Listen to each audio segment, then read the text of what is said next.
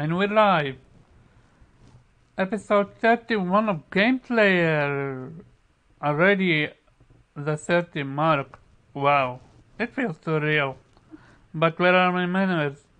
Before I introduce my panel members, let me introduce our guest. Well, he's basically a semi-panel member. You can come in whenever you want. Chris, how are you, my dude?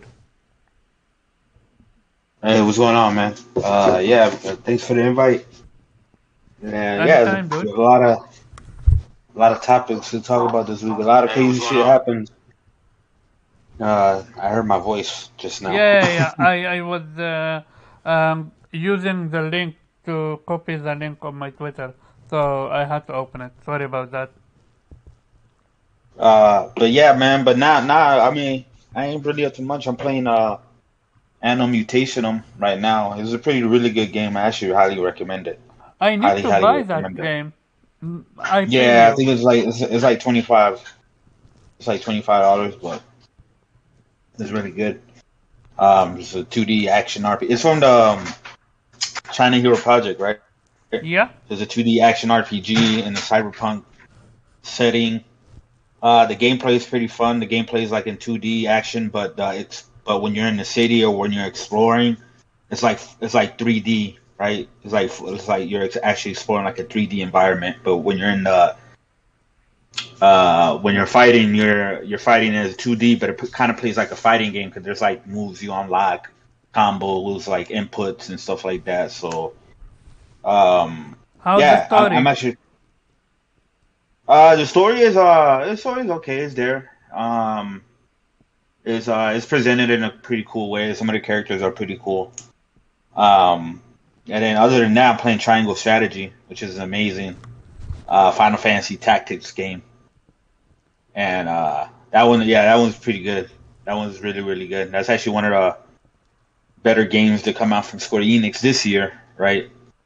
But yeah, that's pretty much it. Gotcha. As for panel members, we start with Wave. What you up to, dude? So, Sweep Sheriff, aka Blue Rhizome. Yeah, I'm good. The weather was really nice today, so I did what every Yeah. gamer does: stay inside and play games. Oh yeah, Yeah, it's a super fantastic weather to play a game inside. I agree with you, 1000%. exactly. Second, by the way, Chris's recommendation and the Mutantonium is great. I platted it a couple of weeks ago. Highly recommend that too. Um, I finished yesterday Record of Lodoss War, Deedlit and Wonder Labyrinth, the Metroidvania type game based on the Record of Lodoss War franchise. Really fun. Doesn't do anything particular special, but just a well-built, fun Metroidvania game.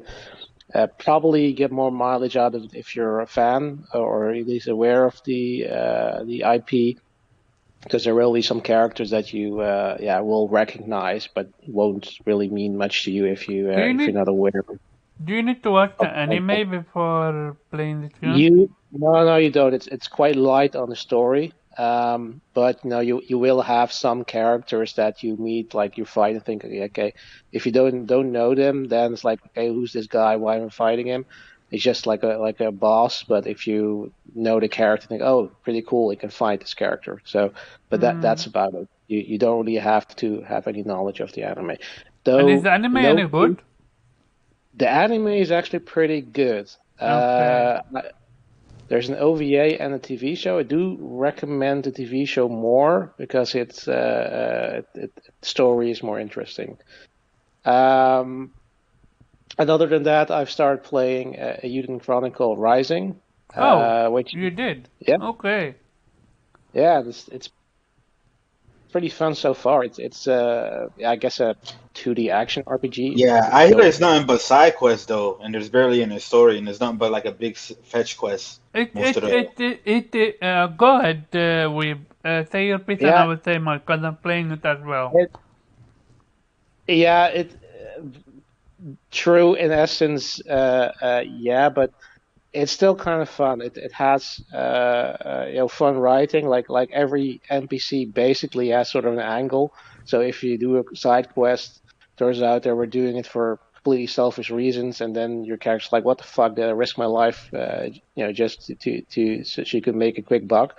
Something like that. So that's kind of fun. It's pretty tongue in cheek in that regard. Um, but yeah, I mean, I like the art design, like the soundtrack, the whole atmosphere. I mean, it's pretty straightforward. It's not hard at all. There's a little complexity when you get more party members. So you can only control one character at a time, but you can switch out characters, and each character has their dedicated attack button. And you can do combos with, when you start a combo and then switch another character and then switch back, you can do some extra damage. So that's kind of fun. But yeah, so far I'm enjoying it. So I at the moment I recommend it for the price you can get it. Yeah, so as for me, I'm also playing Eden Chronicles. Oh, sorry, Ghost. You're here. Go ahead and introduce Yeah. yourself. What up? What up? Ghost in the Shell 55. I'm here in the building. You made it. I made it. I'm still I'm playing Elden Ring, and then of course I am suffering through the ascent, and You're suffering alone, eh? Because we can't play. I really wish we could. Like, I had fun playing with you. and then Omar. I'm really trying to give that Elden Chronicles a fair shake. But holy moly, man! I love you, brother. I love you, but man, Omar, I was pissed off at you. I I'm said, sorry, dude. what did this man have me go and get this here? No, but it is what it is. But I'm playing all those three, and just like I said, I'm kind of getting tired of Elden Ring right now, just because I'm invincible, basically, and I found out the hard way that no one wants to invade you, and I can't I can't invade anyone because I'm just too high level. So I'm 3 or 4, maybe 5 trophies away from the platinum. It'll be my first platinum. Wow. That's It'll be my first platinum. mad And, respect. You don't even plat games. Wow. I don't. That's So Yeah, I got 3 trophies left for the platinum. I'm probably gonna do that tomorrow or something. yeah. genuinely mad respect. Chris Righteous? Yeah. Hey, so I gotta make a public apology to you. So a couple of months ago, when Elden Ring came out, you were on, I think, Persona or Jay Barry's, and I was thoroughly bad mouthing Elden Ring, and I got sucked into it, man. So here it is, my public announcement and public apology to Chris Righteous, because I went ham and me and you had some words, and I was wrong. Ghost in the Shell was wrong. I don't remember, but yeah, probably because a lot of people came after me for that shit. Yeah. I was one of them, so I'm apologizing because I'm level 420 something. God damn. Yeah, he is damn. new game +4 or something like that. Yeah, I'm in New He Game went +4. in. He went in. Yeah. He did it insane. Yeah, I got sick, and I was home for like 9 days straight, which has not happened in like 6-7 years for me. And so I was home, my wife was gone, and nobody was at this damn house, and all I did was game. And then someone sat down with me and explained stuff to me, because like I was like level 15 walking around with like 20 million credits from just killing people. I didn't know that you had to go to the campsites to level up. So I am walking around with all these damn credits or brunes, and not knowing that, so someone sat down. Yeah, it was my first. Okay. It was not my first Souls game, but first. I mean, I played Sekiro and I've played Bloodborne, but they were just so brutally hard that I got frustrated, and I was like, and once again, no one explained those games to me either. So I got online, and someone sat down and like for like 2 hours, like, nah, dude, do this, nah, do this, nah, go here, do that, and explained everything to me. And then I was like, oh, okay, so now Shout I'm out to catching on. him. And then Do you know his name? Shout So out to shout them. him. Yes, his name is Hoss4478, and he opened my eyes to a lot. And then I just went bonko. You know what I mean? And like I said, level 421. Yeah, 421. When he told me that he was playing Elden Ring, I couldn't believe it. And then when he showed me his screenshot, I'm like, I knew he was around level 150 or 250. I'm like, wow, that transformation, because he was the most hard on the game because he was absolutely not having it. And he said it was one of his worst $60 purchase. And he ate his word. And shout out to him for even admitting it. Because lots of people don't even want to admit when they're wrong. Mm-hmm. Yeah, it's probably. That's what I say. That's what I tell people. Just play. It's like, yeah, some people are not gonna like it as much. It's not gonna be for everybody, right? Chris, with him it's different. It's not that he didn't like it. He didn't know what to do. So a guide would have been helpful. The way the what's called Ghost, when you first played it, did you do any tutorial? I mean, I did the basic tutorial. Like, I get the premise. Like, I played Demon Souls, right? I understand that aspect. But like, I ran up on the what was the Beast Man, like that first cave in Limgrave, the catacomb in Limgrave, and dude, he wiped me down like 20 times. And then of course I kept on running up on the tree sentinel and him chasing me around goddamn Limgrave.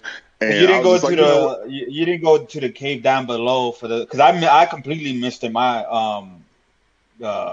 first time when you first started out after you fought that like weird monster with like with the multiple hands, right? And you died, right? Like the entry monster, yeah, he wiped me completely off the map. Yeah. You're supposed you're typically supposed to die, right, to that one, but and then when you go, like, it's like right before you take the elevator, before you see the tree, before you go outside and see the tree sentinel walking around, right? Yeah, I did that tutorial, right?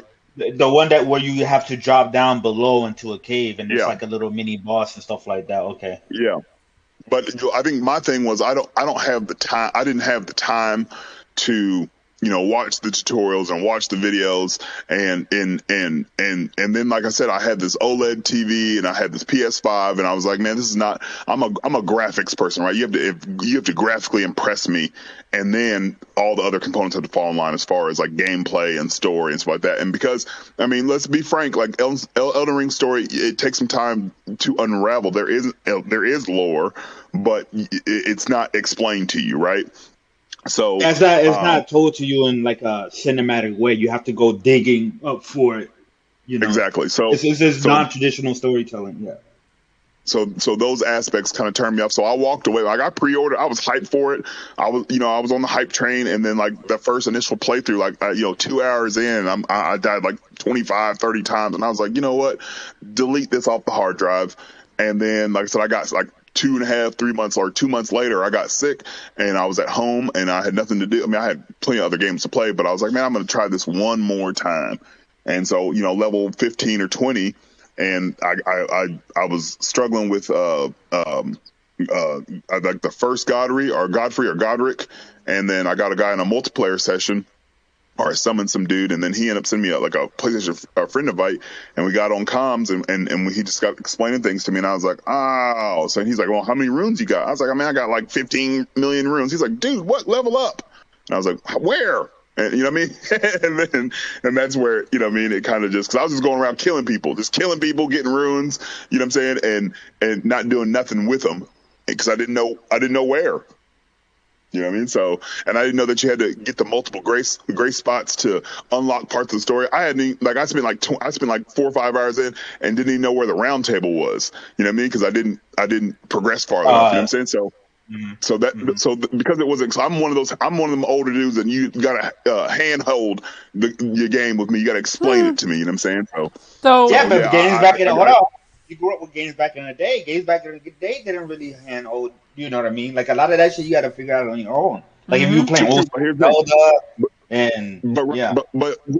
but here's the thing. Well, we've been conditioned. We've been back in the day. Yeah. You had what? Time to do that, right? Time to actually sit down and play. Like Zelda came out, what, 84? How old were some of you in 84?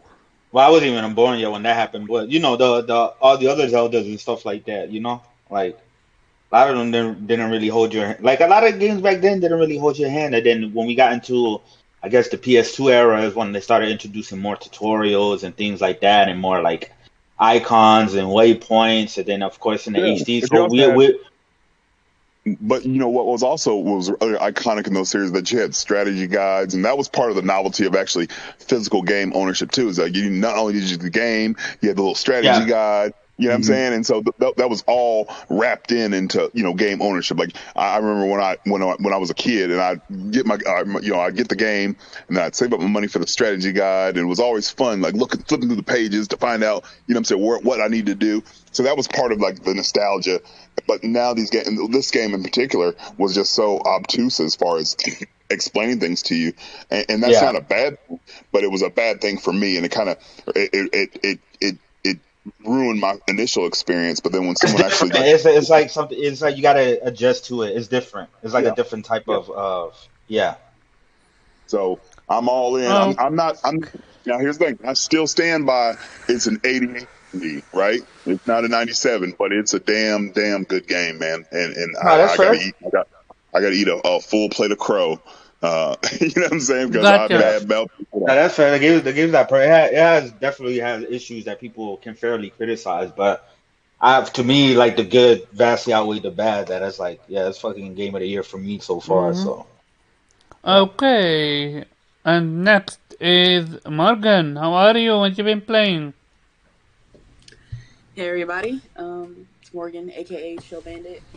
Currently, I've been obsessed with getting the platinum on Trek to Yumi, so that's kind of my focus right now. Yeah, I'm kind of. Did you enjoy it? Cause I didn't. I do, but I can understand why some people don't like it. I mean, the combat is very frustrating. The parry system is definitely off slightly. But I really enjoy like the atmosphere and the story. So that's. Did you beat it on Kentei mode? Cause I just did that last night. No, that's like the last 3 or 4 trophies I have to do. I have to beat it like on the harder modes. Right now, I'm trying to beat the main boss in chapter 3. Like I beat all the other. I know you. I wanna try. I wanna try that as well. How are you doing it? Are you doing it with easy mode? Yeah, I went on easy mode, but the thing is, unlike the other bosses, I can't reload after he hits me. Like, as soon as he hits me, it moves on to chapter 4, and there's no chapter select in this game. I have to start the game all the way over, and it's frustrating. I feel that's you. One thing I wish they would add to this game, but I know how you feel. When it comes to the story, which route did you finish it first? The love. Me too. I actually did the love one. What is your thought on the ending, without spoiling? You said, what did I think of the ending? Yeah. I thought it was good. Like, I found it cute. I found it weird, and it made absolutely no sense. I genuinely, it was so out of character, though. You said what? It was so out of character, what he did before the final ending. Well, yeah, I guess if you chose the love route, I guess it kind of would be out of character. I have to see how the endings are going to be with the other choices. It might be more towards his character if I choose like duty or what was the other one? Duty or honor or something like that. But yeah, there is duty and there is rage. Yeah, rage. Yeah, revenge. All that shit. Yeah. So, what are your thoughts on the level set? The level, because for me, it genuinely felt like a 1-2 level, but changed. Like every now and then they change here, this, they change here, that, and call it a day. Like the different levels. Like what did I think about? Yeah, it doesn't have that much of a different level. It felt. Let me get this out. It didn't feel like I was playing a $20 game. It felt more like I was playing a $10 game. Oh damn. Okay. Like maybe I had more issues than you, because for me I was literally able to cheese bosses. Like I Yeah, have yeah. Like the videos bosses are easy. of Like, me. Do you know the first boss with the spear? I yeah, literally yeah, shoot them by just doing a stab attack over and over and over and over again, yeah. and That's you the can thing. continue do that. And most bosses you can lock them in a certain move that they keep doing it over and over again, and you just kill them. Yeah, I would most of the bosses I would like roll past and then hit them from behind, and then that usually was the way I would do. I just keep rolling and hitting them, and that usually would work. But And the yeah, final part, did you have any issue with your controller button prompt not working? Because for me, yes, one boss fight, the the dodge button didn't even want to work at some point. yeah. Sometimes I would hit dodge and it just refused, which is why I kept dying. It kept pissing me off.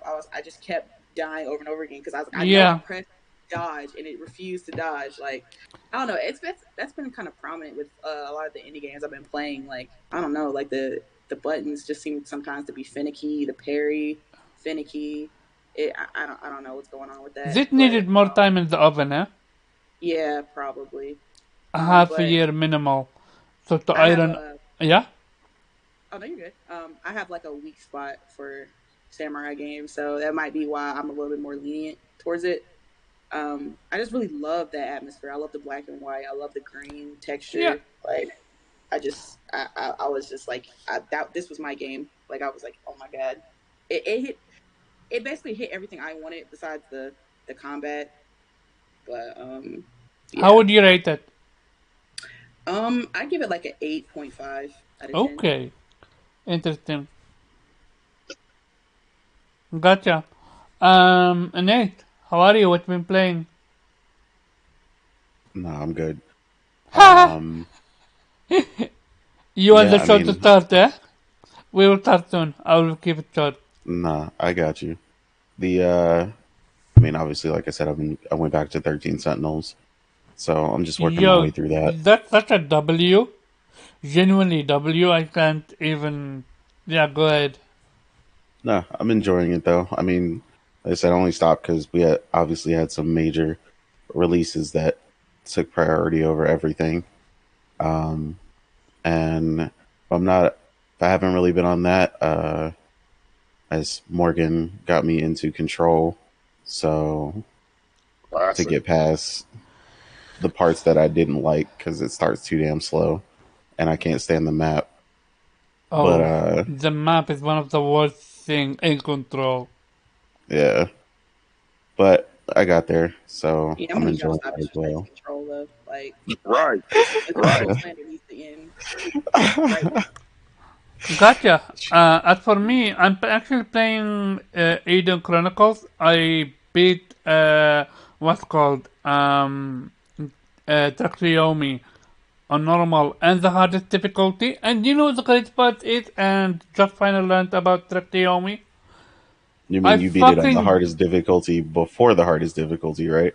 exactly. I beat it Yeah. on the hardest difficulty, and it doesn't even unlock the hard difficulty for me.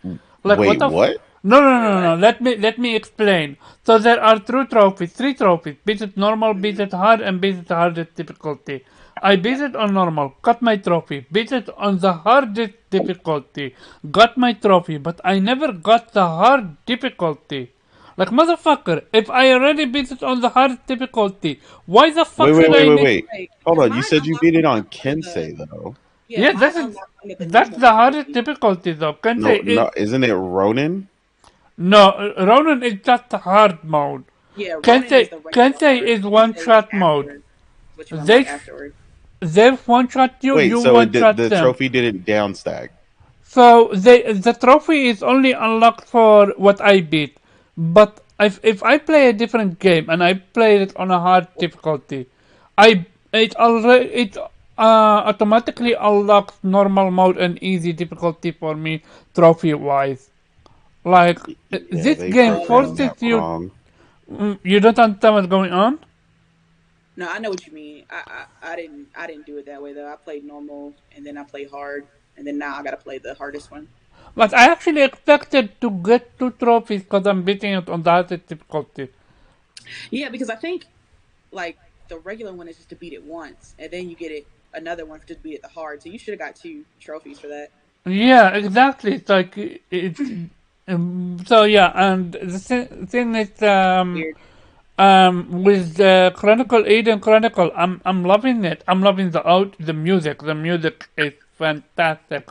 And to Chris Writers, to comment on your comment, like, is this game a fetch quest?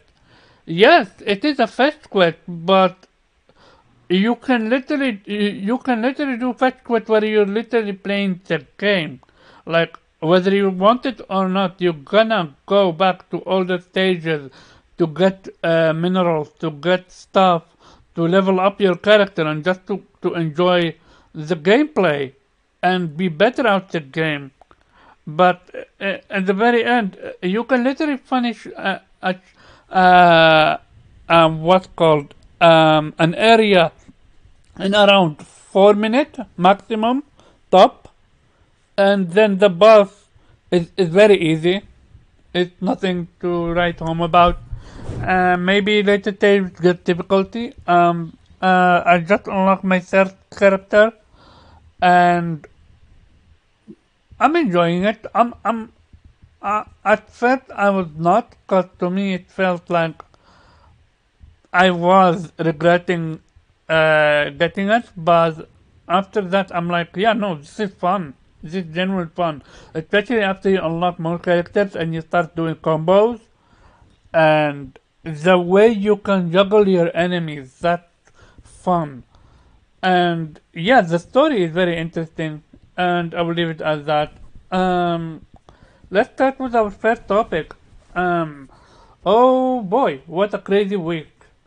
I genuinely don't know where to start, so I'm just gonna start with the tamest topic, which is Sony CFO reiterate that going day and date for them is putting their games on in subscription service day one is very bad for them, because they fear the quality of their games might suffer. And he is not the very first person to say that. Before him, you had Sean Layden, shout out to him, and Jim Ryan saying the exact same thing. So, can we finally admit that, yeah, maybe he is right, especially after what happened this week? I'm gonna start with you, Ghost. I mean, that's kind of the consensus from all the Sony heads, right? I mean, that they believe in their model, and their model, of having these high quality games, and being that cycle of, we make these high quality games are expensive to make, but they also generate quite a bit of profit, which then goes back into those companies, right? Or into reinvesting back into themselves. And so when you make a game that, like I said, I've already did the math in several of your other podcasts, but when you put a game on a service, you do have to kind of, you can't spend as much, right? Because essentially those people are not buying the games at $60, $70, right? And you can't tell me nothing that these Xbox guys, or when they get their AAA games, or when they get their games, are actually buying their games. Why would you buy anything if you are getting it for free? That makes zero sense to me, right? Unless it was going to go off of it. So I think Sony sees the writing on the wall. I mean, and you have to realize that, like, Sony, their whole premise and their whole company is they've innovated, right? And not just the PlayStation, but just in technology in general. And the reason they're one of the market leaders in innovation and in technology is because they have some of the brightest minds and some of the smartest people that kind of see the trends. I mean, so this is not just some rando janitor at Sony like, it's not going to work for us. I mean, these are people that know what they're doing and have been put in positions of power, especially a CFO, chief financial officer who tracks the dollars and cents and knows that if they were to go along with this model, it would be detrimental to what they are doing. Now, that's not saying that it's a bad thing of what Game Pass is doing, but I'm telling you, I'll bet any amount of money that you will start seeing in the future less and less third-party titles going to the subscription service. You just will, and because these companies are going to wisen up unless Microsoft starts throwing the bag at them.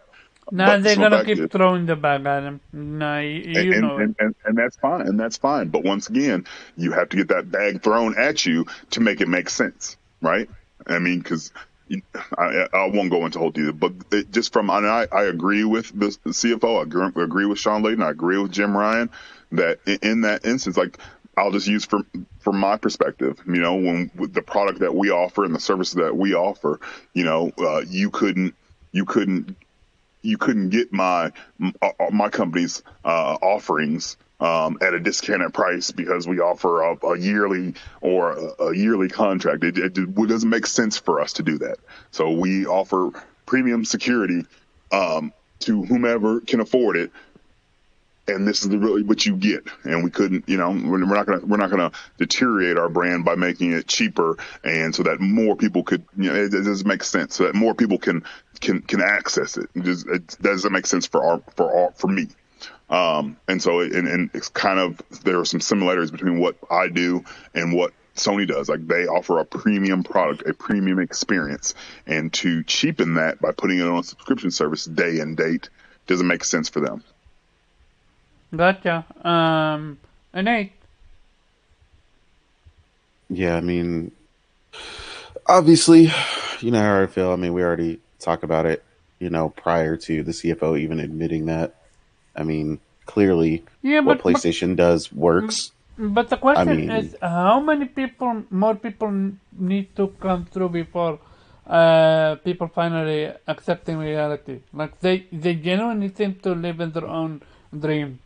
But that's not the reality of it. What the problem is, and what's very obvious, is the only people who want PlayStation to go day and date are Xbox fans who want to even the playing field because they know that their stuff being day and date on PC is weakening anyone's, you know, resolve to get an Xbox because you literally don't need one. And that's not the only place that's weakening it. If someone was, you know, in a position where they felt like, it, you know, accessing it via the cloud was all they needed, they're giving them just another reason not to need an Xbox. That these people are calling, you know, Microsoft's strategy the future, yet they're mad at it at the same time because they're upset that in order to access or play their games, you don't need the box that they're so attached to. They like to act like they're not, but that's their real problem. And when they see all these people with all these different setups who have setups that actually make sense and not full of redundancies, where they have a PC, they have a PS5, and they have a Switch, you know, or at least some, you know, some people don't have the Switch or they have the Switch and not a PS5, whatever. But either way, you notice people having the PC and one of these other devices and not an Xbox because it's literally redundant and they can't stand that. I literally was just looking through where David Jaffe was talking about just get a PC, and someone commented, and he was like, well, you know, PC gaming is the best, but you know, unfortunately, I need a PS5 for exclusives. And I'm like, yeah, you can call it unfortunate. You can say fortunately. I really don't give a fuck what you say. But the fact that you said you needed it is exactly why PlayStation strategy is perfectly tuned, and they should keep doing exactly what they're doing. And like I said, that's the reality of it. They're just mad at it because it's the strategy that's beating their ass. So gotcha. Morgan. It's a strategy that makes sense, right? I mean, to elaborate a little bit on your point before you go to Morgan. I'm sorry, Morgan.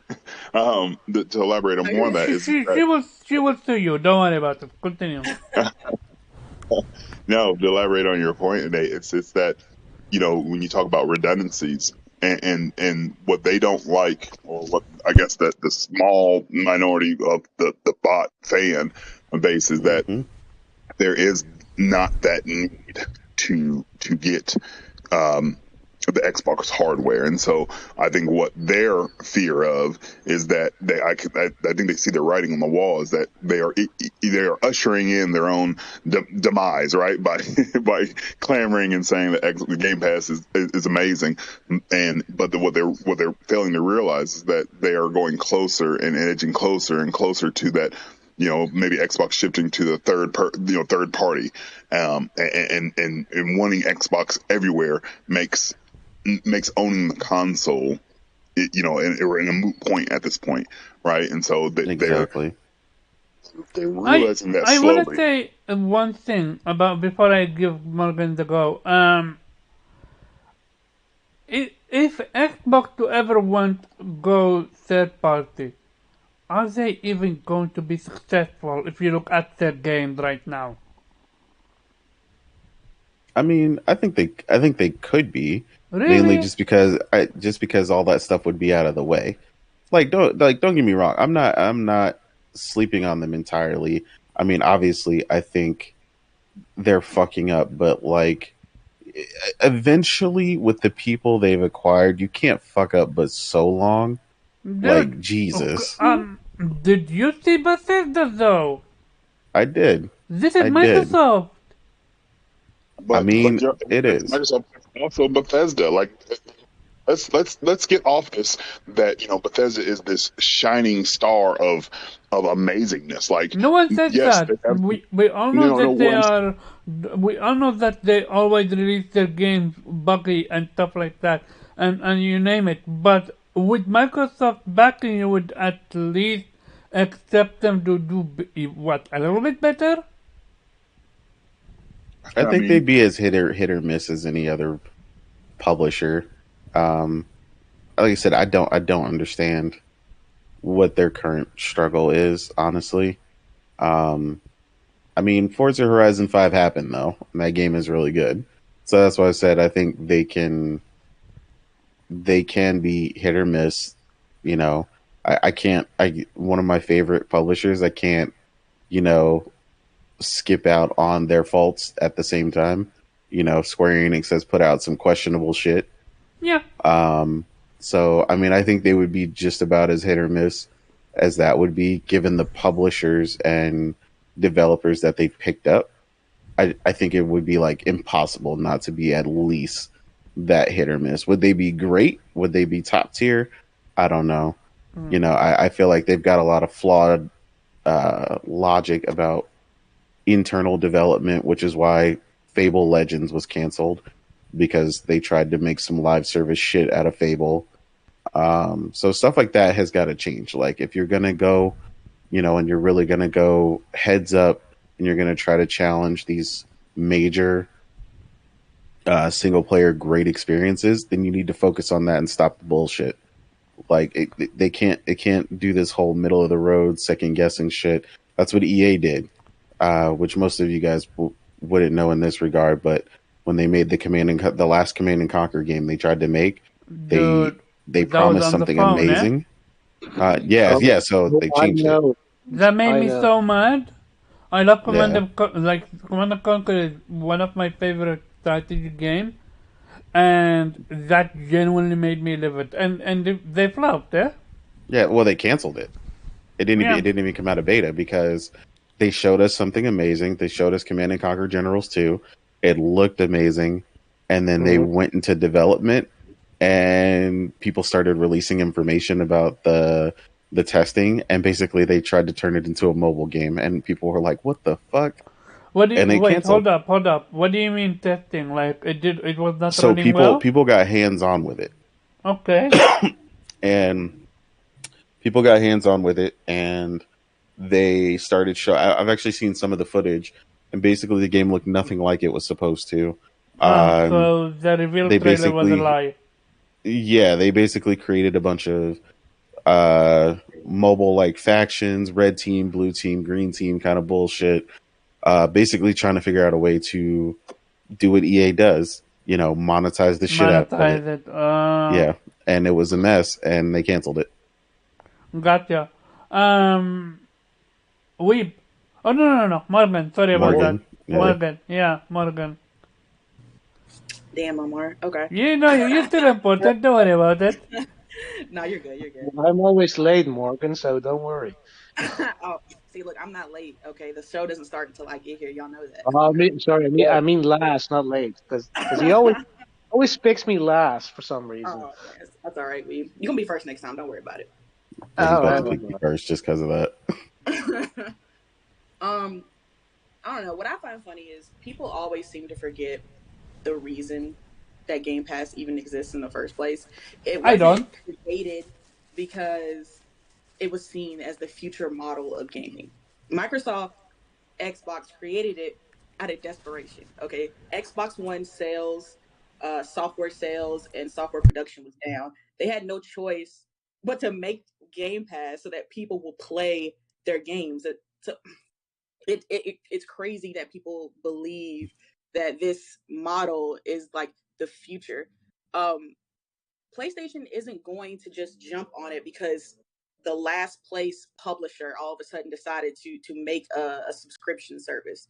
One thing that we all know PlayStation does is if they're going to jump and do anything new for PlayStation brand, it's going to be after somebody else has already tested it. I'm sure there are many employees right now. They probably have a whole section that are studying Game Pass, that are looking at it, but they're not going to green light it and move on to do it until they see that it's profitable. Right now, Xbox Game Pass is in the red. Like they've said it multiple times over at Xbox, like they're not profitable at the moment. And they're probably not going to be, especially this year with the delay of Starfield and Redfall. It's probably the subscription is probably going to go down, the numbers. Um, and it's they're not going to move on this until they see that it's a profitable venture. And for anybody to think that just because Xbox is doing it, so PlayStation should do it, is honestly so stupid. PlayStation software sales, like they're not in the need to put their games in a subscription service. They have no need for that. Like right now, they have like 4 games on the top 20 MPD right now. I think it's Horizon, Gran Turismo, or not Gran Turismo, Horizon, MLB, Miles Morales, and I think God of War 2018. That's probably on PC right now. It's But crazy that Miles Morales is still selling. It's I insane. know that's Spider-Man IP though, strong. But yeah, it's so this whole they need to get on Game Pass. We've all been saying for the longest that Game Pass wasn't needed for PlayStation, and we all know why they want Game Pass. Like y'all been saying, it's all about validation. PlayStation does it, then now Xbox can be validated in the choice that they made of putting up Game Pass. It I agree with the CFO because that's what I've been saying, that if they did make a Game Pass like model at least currently, that it would be detrimental to the quality of Sony's first party games, that they'd probably have to cut funding, cut production. Like, oh, we're gonna have to make these maybe slightly double A with a triple A feel. Like, I have no problems with games like Miles Morales and Lost Legacy. They're two of some of my favorite games. But I want those big experiences too, and I don't want the entirety of Sony's first party to just be like double A with a triple A feel, just so I can get it at a monthly cost. Like, I have no problem paying $70, $80, whatever, to get the experiences that I want, that I prefer. And so what the CFO said makes complete sense to me, and I don't see why Sony needs to do a Game Pass, at least now. Like, it's Gotcha. not necessary. We Oh man, what's still left to say? I mean, the only thing I want to add to that, because what Nate said, I think I'm even more cynical towards our Xbox brethren, that they want the quality of Sony games to drop to the level of their games, because that's what you're gonna get if they're gonna do day and date. I mean, that's literally what he said. So, I mean, because that would level the playing field for them, because then we would not have anything to hit them with. And it's sad. It's really sad that they think like that, or at least some people think like that, I because mean, are you everybody shocked? wants more quality games. Sorry? Are you shocked? Are you shocked? I'm not shocked. I mean, the delusional levels of how far these people go is well, it doesn't surprise me anymore now. It's no longer shocking; it's just sad. But yeah, like you said, I mean, we already knew this. And it has been confirmed before by official sources. Now Sony has doubled down on that. So, I mean, at the very least, for the time being, we can sort of close this discussion. Now we know what what their stance is, and I hope they stick to that because I don't want to see the quality of this games dropping. And again, there are, as Morgan said, there's certainly quality in indies and in smaller games, but both can coexist next to each other, and you do want to have the full as Xbox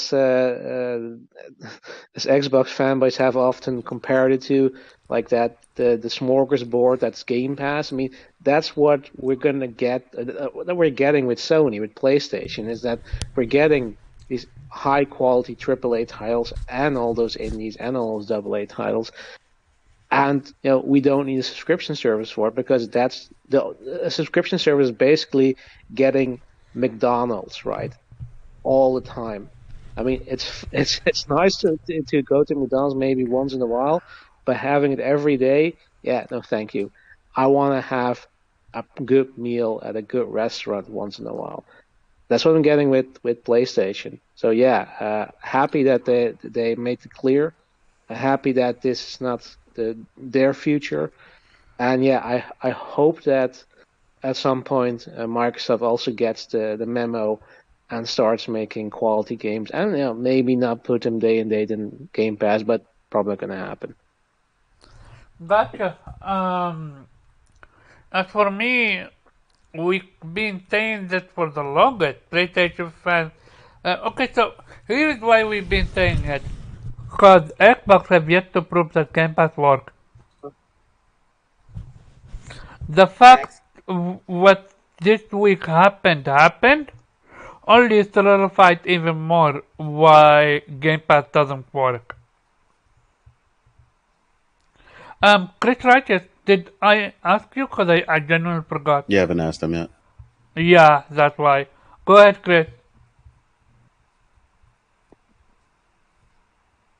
We talking about the CFO, right? Yeah. He said that you can't sustain, or not sustain, but that they will have to lower the quality. I mean, that's common sense. I mean, everybody, it's common sense. You spend a lot of money on making games. You throw them in a subscription service. You're not gonna maximize it compared to selling it for full price. I mean, that's how the industry always done it. The reason why Sony is on top and makes the most amount of money is because that's the model that they've gone with, right? And on top of all the I think microtransaction makes like the most money out of everything. But so it's like if they put it in the subscription service, Sony doesn't have their money is not as long as Microsoft. Microsoft has the money to be they're willing to take the risk and willing to lose money for however amount of years, right, that it takes for them to get their subscription service to a number of subscribers that they're happy with, right? They're willing to do that. PlayStation and Nintendo, both of them they're not willing to do that because it'll be dumb. Because as soon as they start doing it, they're not gonna get like the amount of money back instantly in return. When they drop a God of War, right? That's probably gonna break records whenever that comes out or anything like that. If they put it in a PlayStation Plus Premium, most people are gonna be like, "Fuck, that saves me, damn near $70, right?" So might as well just play it on this premium, and from there, like they lose a lot of money. When they start losing money, they can't put as much money into their next project, and so then they will have to shift development. And of course, Santa Monica and Naughty Dog can make a great game on lesser amount of budget because they have the talent, but they won't be making games to the level that they already established themselves. You can't go backwards from that. You know what I mean? Like Naughty Dogs can't go backwards from The Last of Us 2. If they put it in the service, like they probably won't be able to they'll still produce an amazing game, but not to that level of quality that we all expect them to. You know what I mean? Gotcha. Yeah. Um, so yeah, so like with Microsoft, I mean the series, with Microsoft, like I said, they got all the money in the world right now, so they're willing to take the hit. And plus, from what we see from their games, clearly they're not putting as much budget Yep. into their games compared to Sony's, Oh shit. right? So Preach.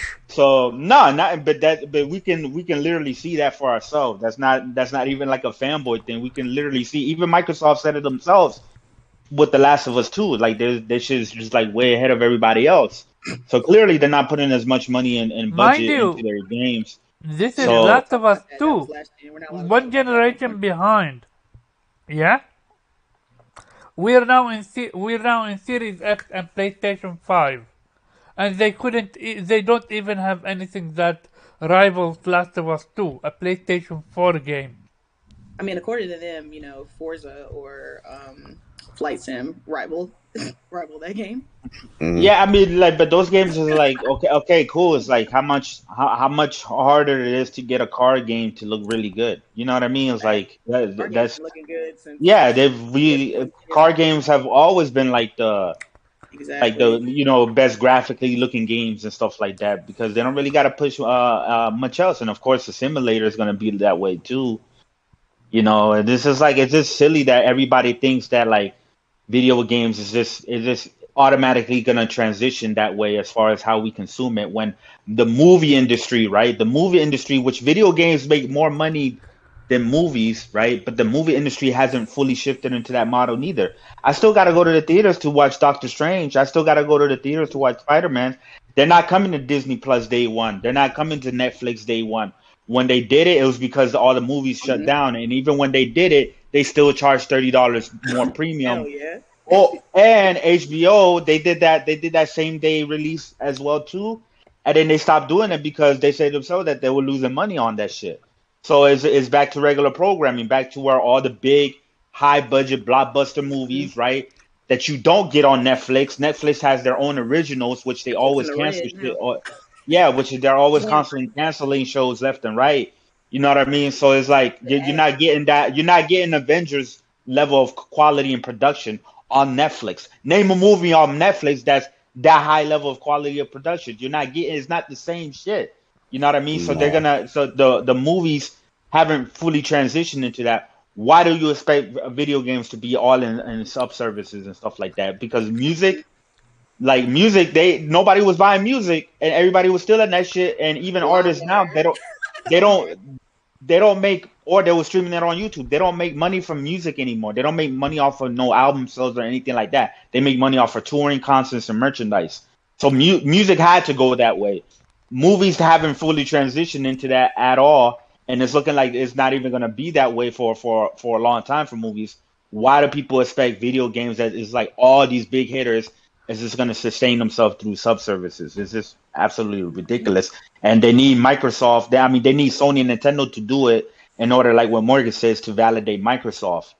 Like, and make Microsoft look like, oh, they were they had the foresight and stuff like that. It's like, nah, like these subscriptions are just like what Sean Lady said. They're good for back catalog and certain things that you may not know of. Certain things they want, like indie games and shit like that. But as far as these big games that we all, wait for and stuff like that, Breath of the Wild 2, Final Fantasy 16 and shit like that, nah, that would be stupid for them to do that. People are gonna buy them games straight up.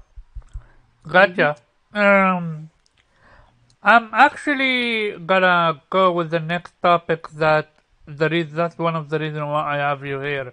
We should basically, according to a leaked document, I don't know who it is, but maybe you can clarify. Series S might be literally what's called. Fucking, I forgot what the fucking called. It's called. Can you explain? Because I know what you know what I'm talking about. I just forgot what to say exactly about it. Who, me?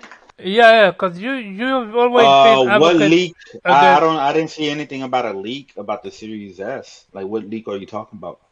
The series when Talking about developers the external said, drive. The what? "Oh yeah, You I talking about the remember. external drive? Series S is holding back development." Oh, Oh, that. Oh, okay. The holding back next gen Yeah, Series S. Oh yeah, no, I think Digital Foundry. I think it was that Alex guy. He came out recently and said that he's been hearing from developers that Series S is a pain, right? And to me, this is like the developers were saying that before the Series S release and after the Series S release, like they've been saying this shit, and I have a whole bunch of developer quotes. A couple of them from id Software, Infinity Ward, Remedy, and things and like an indie dev and stuff like that. And even like an ex Ubisoft dev that I think Luca put it on. She had it on her show the other day as well. This guy, he was talking about it as well. And Really? essentially they were saying that because of the memory, like like their concerns are over the memory, like how like because I think the Series S only has like 10 gigs, but it's like split up, and of course some of that has to go to like the OS and shit like that. So it's like it's still pretty much they're still operating with the same memory as last generation.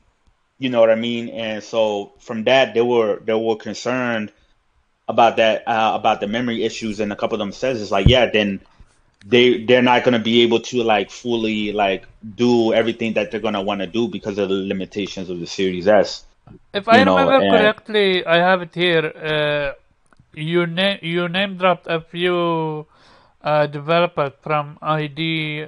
Give me a second to pull up the article, because you're the one that retweeted, if I'm correct. yeah, hold on, I got the Here, I found it. So you have one from Sasan Zafir, a senior technical producer at Control Developer Remedy, had tweeted his thoughts about Series S. As a consumer, I love this, said in a tweet, reacting to as the Xbox Series S news. As a technical producer, I see trouble. yeah, and then you had okay, I got him right here, Billy Khan, who works at id Software. I think he's like a technical producer or some shit like that. I don't know, but he says the memory situation is a big issue on the S. The much lower amount of memory and the split memory banks with drastically slower speeds will be a major issue. Aggressively lowering the render resolution will marginally help, but will not completely counteract the deficiencies, right? And then you had the Dan Wise guy. I'm not even gonna read. He was just going on a whole rant, right? But he was just like, "Let's fucking complain about the Lockhart and shit like that." Like he went on a whole shit. Y'all can check my Twitter if y'all want to read this whole shit. But then you had let me see, Axel Knighting. I think that's another id Software. Yeah.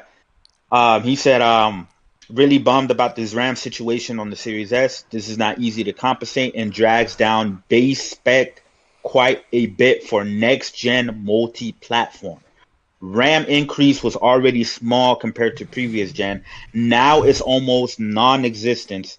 RTBVHS, I don't know what the hell that means, also needs a lot of memory on top. Um, so and then there's another one, Dustin Lamb from InSoftware. He says the S is significantly nerfed compared to X, but still much beefier than a base one. It's a good option for Xbox exclusive if you buy a PS5 and don't want another expensive. That's something else, right? And um, then you had another one. Hold on, let me go. Oh yeah, okay. So you had communications director Thomas Pua from Remedy Games, right? This is what he had to say. He said the Xbox Series S, well, it's no different from the previous generations, where the system with the lowest specs ends up dictating a few of the things you're going to do because you're going to have to run on that system, right? It's very easy to say just lower your resolution and texture quality and off you go. It's just nowhere near that simple. It sounds good when you say it, but every engine is built in a different way. It's another thing when gamers might be like, this game engine does all these things. Well, it depends. Are you making an engine that's more GPU bound or CPU bound? Which are you taxing a whole lot more? Well, we kind of tax both in control because we have a lot of physics. But then he just keeps going. Then he says that makes a huge difference, especially on the Xbox Series S, right? Then we had David Mickner, right, who says, I think he's from Infinity War. He says it really is, but I can't stop thinking that they are releasing a lower spec console that acts as a bottleneck. The transition to the next generation that is granted has always been a bottleneck for a while from last generation. So he was complaining about that. And then there's a couple other people as well. But yeah, this whole I Series sent S, like you. I they sent you a what? tweet. Read it, because this is from Delhi, and Delhi is one of developer from Ubisoft. Yeah. That's what I was talking about earlier. Yeah, he says the Series S is in a different ballpark than the Series S. Plain and simple, it has an effective, or it has an effect. It has in effect the development pipeline. The machine has a range of 45% to 61% difference, and I'm telling you, that's not just a few frames and resolution, respectfully.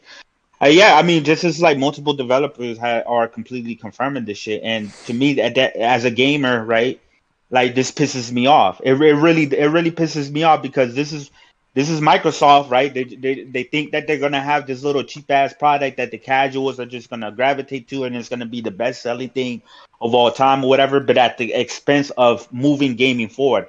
The Series S is literally proof that Microsoft does not give a shit about video game evolving, right, and moving gaming forward in terms of development and in terms of the type of games that we can get.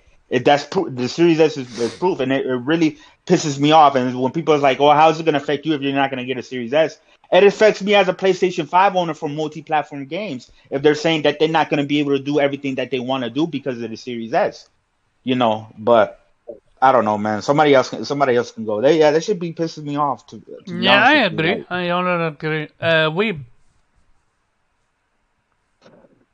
Hey, yeah, I mean, we all knew that at the beginning. That they were making ridiculous excuses like, oh, it's just so easy to, uh, downscale the game. I mean, there were developers already telling us that's not how it works. I mean, you make the game and then you upscale that. Matter of fact, real quick, read. I can read right here from Axel Knight because he said that exact same thing, right? Other than the Remedy guy, he says also, right? It always scale on PC, right? Quotations is nonsense. Every AAA game made in the past decade or so has their assets made once so they can run on minimum specs. Increasing sample counts a bit here and there for high settings isn't what you could have truly done with more power. Minimum specs matter. That's developers saying this shit. But go ahead. I'm sorry. DM me that tweet, because I need that for a different podcast. Continue, Weeb. Yeah, no, but this is exactly what I'm saying. They already said that. I mean, when the Series S was first announced, those concerns were already there, and not just from us gamers, but from developers too. And they said that's not how it works. You don't just make a game to max specs and then downscale. You start with the lower specs, which fundamentally changes how you develop games, because it will literally hold back gaming, because you have to make games designed to work on the Series S and then add some bells and whistles for the higher resolution ones. I mean, you see that. I mean, as good as a game like Horizon Forbidden West looks like, we do know that game still technically is held back because it was supposed to run on the previous generation. But in that regard, the game was probably already in development for that time. So that's why it was so optimized. But you can see the differences that there are between two versions, but they're not fundamentally different on that. They're completely different games. But yeah, going forward, I mean, at some point we're gonna have to leave the previous generation behind, which we seem to be increasingly getting at, are probably already there. Save maybe for God of War Ragnarok on the PlayStation side. But yeah, the Lockhart or the Series S or whatever it was called. I mean, that console is still there. Microsoft can't afford to. Well, they could drop it, but they can't afford to drop it right now because they sold it as a casual console. Either at some point developers have to make a choice and say, yeah, we're not going to support that console anymore, but probably Microsoft will demand them to make it work with both consoles. Or you're going to get a situation like with Cyberpunk, where it officially is gonna run on that version of the console, but it's gonna run like ass. That's inevitably where we're gonna go to. But yeah, it's a pretty sad state of affairs that we will be held back, at least on the Xbox side, and that will of course also affect third-party games, multi-plat games that are coming to PlayStation, because they won't be fundamentally different from the series version of that game. And that game will always have to run at least until Microsoft stops supporting that console on the Series S. So yeah, suck, I guess. Gotcha. Nate. Yeah, I mean, they basically said it at this point. I mean, as a technical person, I mean, we had this discussion the moment the shit was even shown, and I was like, what the fuck are they doing with this weak ass device? And, of course, like as per usual, you get a bunch of lying ass YouTubers, talking about how amazing it is, the 1440p beast, how it stands next to their PS5, just so valiantly, and I see no difference, and all this other shit, which we knew all these people were absolutely 100% unequivocally full of USDA choice shit. I need to ask you something. The developer, not the developer, the creator of the Series S, did he not know about this? Of course they know. So why did he not? Do you think he went to Microsoft, or he had no choice? I mean, they know. They tested it thoroughly. They know, Omar. That's what I'm saying. They don't care. They don't care. That's what I'm saying. The Series S is proof that they don't care about furthering game development. Do we know if they don't care, or if that developer just didn't have any choice? And you're talking about both. Yeah, you're talking about a $1 trillion company, right? Like, you're talking about people who ultimately employ some of the smartest people on the entire planet. Like, they have the testing, they have the tools to understand what this device is going to be capable of, where its shortcomings are going to be. They have internal development studios that are going to get hands-on first, that are really going to see what this stuff is capable of. And so they already knew where these limitations were showing up. And very early on, any developer that had access to this stuff, like Dirt 5 Codemasters and so on and so forth, could show them exactly the result that was being achieved with things like the 120 FPS mode. Like I said, that they were promised that, as soon as you turn it on, it looks like the textures are missing. Like, it's very obvious it can't handle what was required, but Microsoft could not think of a solution, for whatever reason, to match PlayStation to get a Series X on the shelf for $400. They wanted to go deeper. They wanted to give this value. They wanted to be the Walmart of gaming, so to speak. I'm gonna give you this $300 thing, and it's gonna be just as good as the other things. It's it's like the phone thing, right? Now phones are definitely way more scalable, but I give you a perfect example, right? One of my friends, they had a flagship Samsung phone. They fucked it up, and they had to get they couldn't afford another one, so they got Samsung makes a budget phone, right? It's still a smartphone, still takes pictures, still does everything my phone does, except worse. Well, her kid likes to play with her phone. The moment he even touched that shit, he was like, "Oh, I don't want to play with your phone anymore." It took the kid all of about 20 seconds to realize the phone was worse than the phone that she had before. Like that's what I'm saying. Like kids even notice this shit. You know what I mean? Like And that's the same way. and What's up, that's Ghost? why them systems are on shelves. I mean, what Microsoft did was they built this $299 console, because they got absolutely murdered in last generation, right? When Sony came out with their price point and Xbox was still, ass backward. And so they figured, oh, well, we'll learn from our mistake and we'll price a console and we'll claim that it does all this on the box, 4K and 1440p and 120 frame. We'll claim it does all that, but like Chris Roger said, they knew intentionally what they were doing. They wanted to kind of like level the playing field, I guess, and be at a not level playing field, but like level the playing field, all right, and beat how Sony. affordable it is.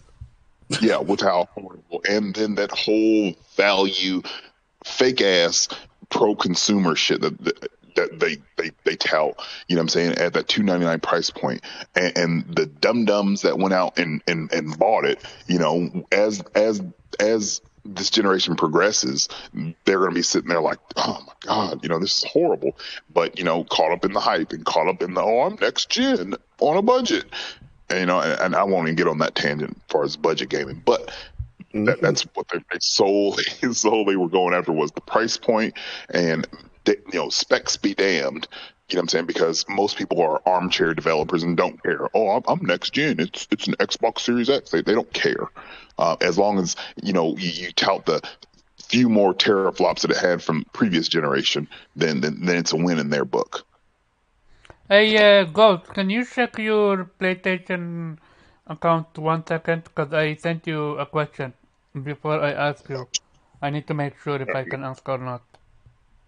Let me But yeah, I mean, you're not wrong though. Like, and there's nothing wrong with some of this stuff. Like you said, the budget gaming. I guess we can get on that.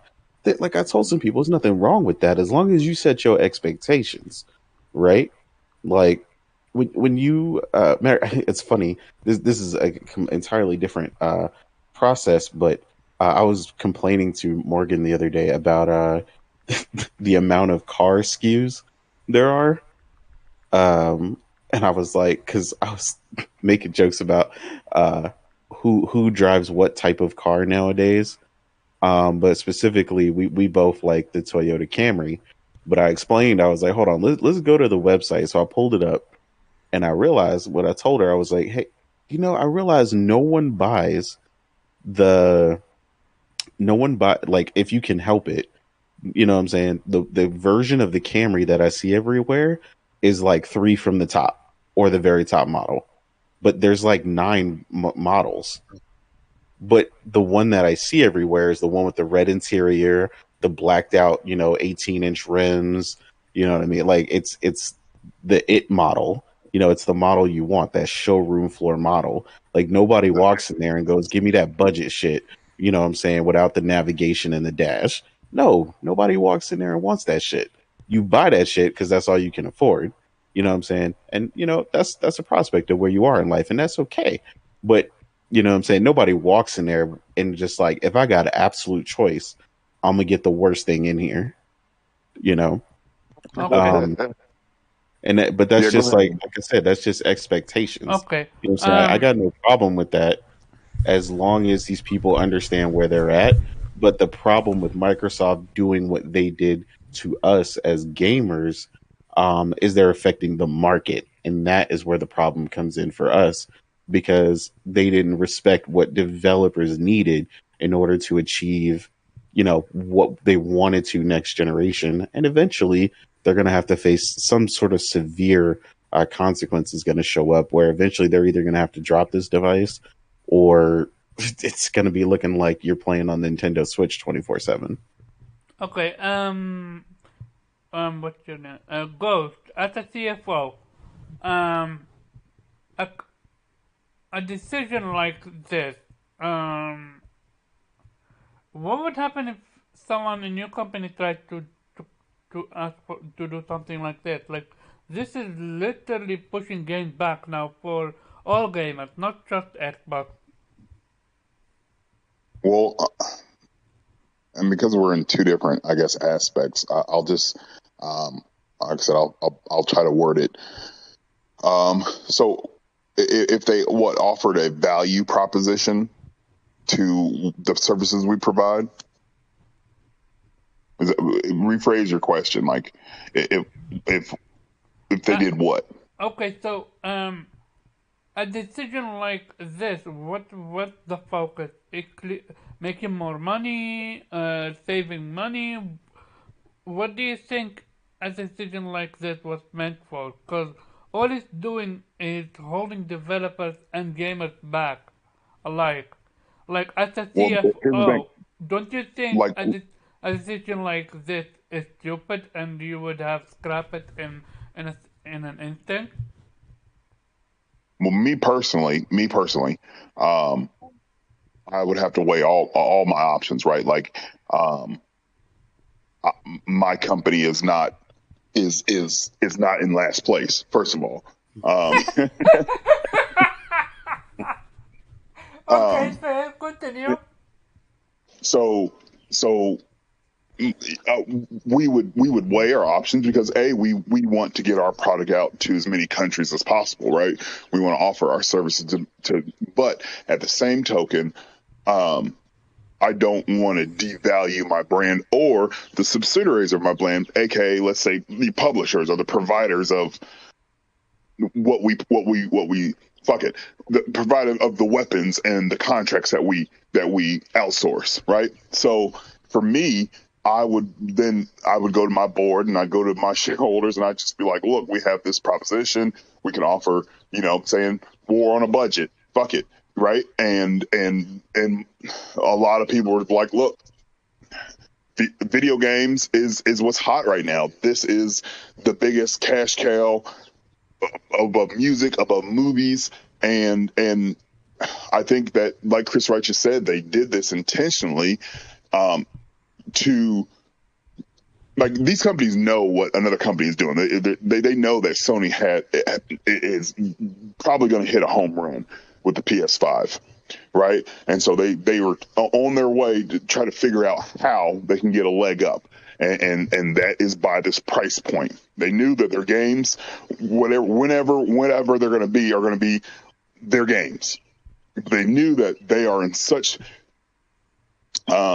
I guess, a bad state, not bad state, but they don't have the hold on the complete market, right? They struggle overseas, they struggle in foreign markets. And so how can we, especially in the time of COVID and this recession and changes of administration and whatever the case may be, they were like, well, we got to get out something that'll appease the masses, that appease the casuals, that will be very easy and pleasant on the eyes and small, and does basically the same thing. So it's a smart business move, not something that I would do because my company doesn't deal in value. But if I could, I'm trying to make as much money as I possibly can, right? And so I'm not offering my services. I'm not offering my services or what my company provides at any type of discount or value proposition. But I can see how Microsoft's thinking, and they are very, because they're, like I said this in 6 podcasts, their fan base is very small. Okay, we're talking about 25 million subs. We're talking about maybe 56 million Xbox owners. Okay, very small. In the big scheme of things, of the millions and millions of PC users and the millions and millions of people, of gamers throughout the world. And so, how can we make these few million, couple of dozen million people as happy as possible? And let's hit them in their pockets, meaning let's offer them this Game Pass, offer them this weaker solution. And I also believe that they did this because they knew that they were going to have supply constraints. Okay. We talk about this, PlayStation selling 19.3 million and Xbox at 14 or whatever the case may be. But I can promise you probably about 65 to 70% of those, of that 14 million is Series X's. I believe it in my heart of hearts. I don't have any data to back it up, but I truly believe that number. And so they knew that it's not going to take the processing power or the components to push out as many Series use the same silicon and stuff. Excuse me? Yeah, I would say it doesn't use the same silicon and stuff for a lot of the other parts, so they can get out a lot they more. knew that this was going to be exactly, and so they, once again, a smart move. As much as we're sitting here, it's a smart move. So dirty, get these. It's dirty, but is that not business? Is that the American way? I don't. Yeah, it's a smart move in theory, but I don't think it's gonna really work out. I think it's gonna fucking hurt him in the long run. It's not. It's not. It's very short sighted. It's very short sighted. I want to say one thing before you come. You said it would hurt them in the long run.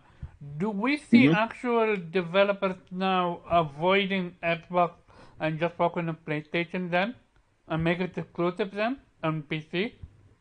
I mean, a lot of them probably not. Of course, not like the EAs or the Ubisoft, right? But yeah, I could definitely see some of them be doing that, because I know Microsoft is going to want like the games to also run on the Series S, right? And the thing is like Microsoft get their own developers, because they're going to have parity between the two. It can't be a difference, which is one of the reasons why Minecraft ray tracing isn't available, because it is having a hard time running on the Series S. It can run on the Series X, but since it's having a hard time on the Series S, and that's a Microsoft first-party game, they want parity. The Series X has it, they want the Series S to have it, so they're not going to come out with that.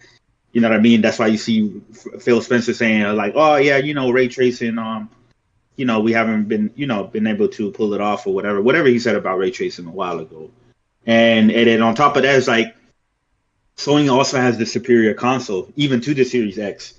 Like as far as how it's built, yeah, the Series X has more brute force power in terms of like higher T-flops, right, and shit like that, but it's not as well designed as like Sony. You know what I mean? Like what developers were talking about earlier about the split RAM and in the split RAM, like the other half of the RAM is like slower, whatever. That's the same thing with the Series X. But the thing with the Series X is it has a lot more than what the Series S has, so they're able to compensate. But then in the PS5 is just all unified, and it's like no bottleneck.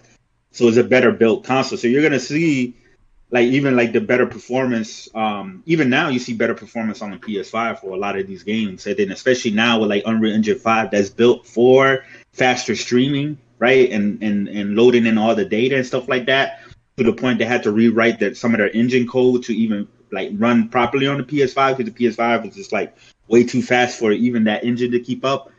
It's like you're gonna see like the advantages of the PS5 really shining. It's gonna shock like people, like all these people that were like they just thought because of higher T-flops and stuff like that, like the Series X was just gonna win by default.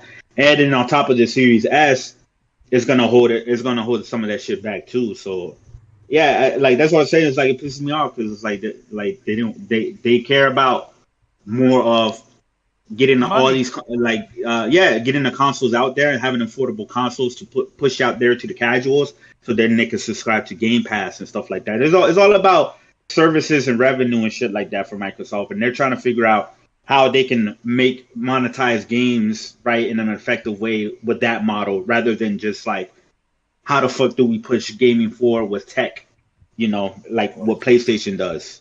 So Gotcha.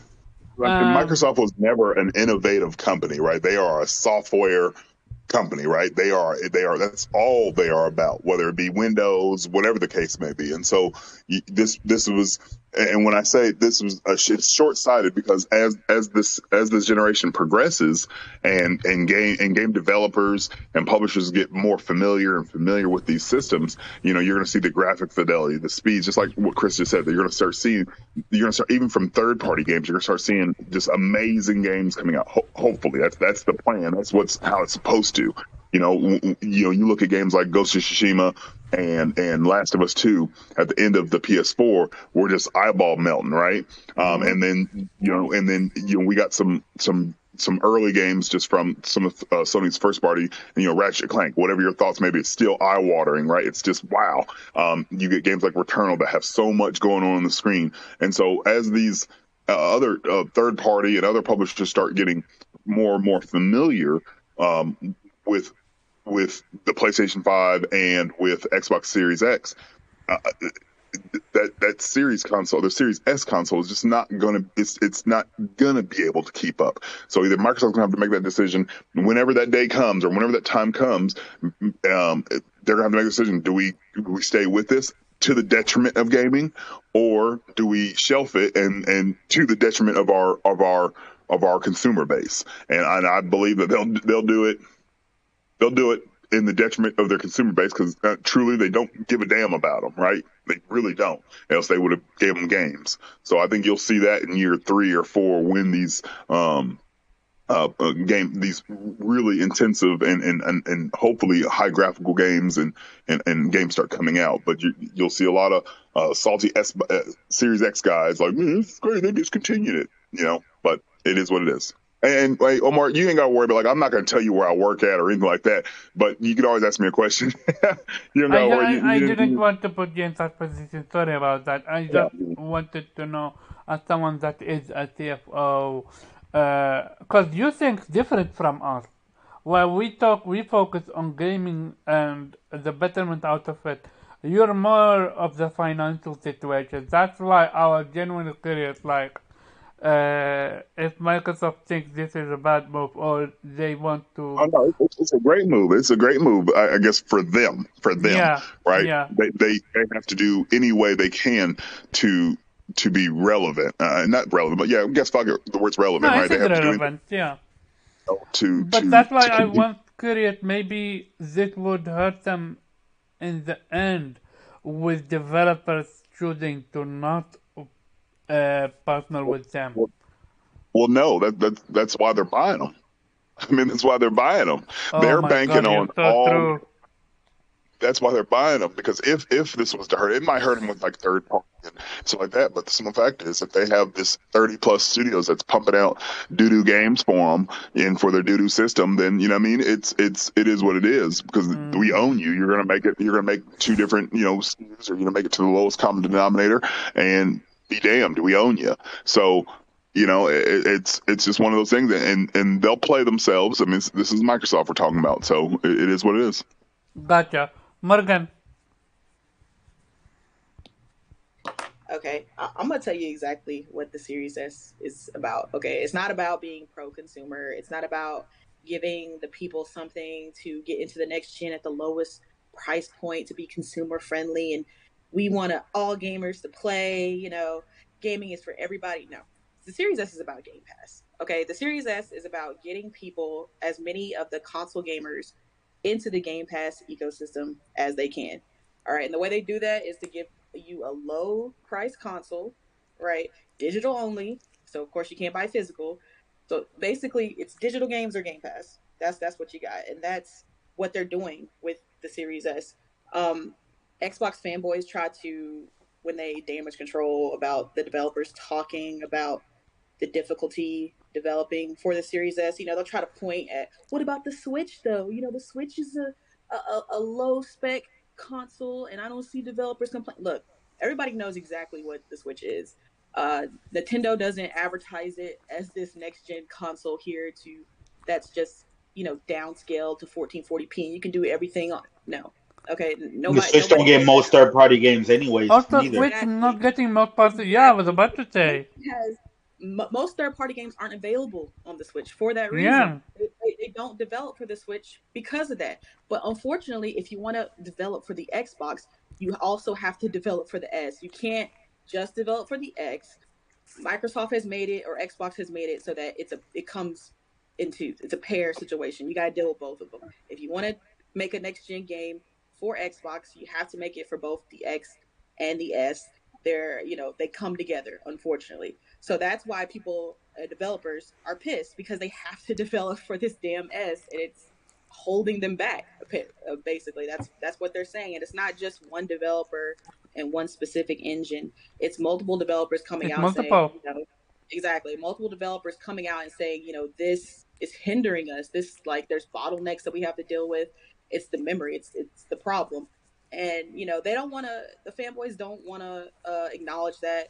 They're ignoring it. They're saying it's the developers' fault. Oh, they're lazy because there's certain games that run very well on the S, and it's just like, well, that's because every developer has a different engine, and some engines benefit on certain systems. But it's just like when it's a constant complaint, when there's multiple people complaining about this, then that's when you should look at it and be like, all right, isn't a developer issue. This is a console issue. And unfortunately, I just don't think that I'm not sure if Xbox will ever acknowledge it.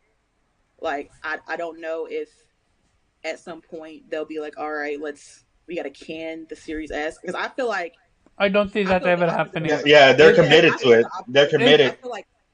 I feel like they're gonna ride this wave all the way to the end of the gen. I don't feel like they're gonna Yeah, I don't think they will ever can it. It would be such a oh shitstorm. yeah, it would be horrible publicity for this quote Yeah. unquote pro consumer company to can this console that they've made. Thank you for the multiple quote. millions of people buy. Thank you for the quote.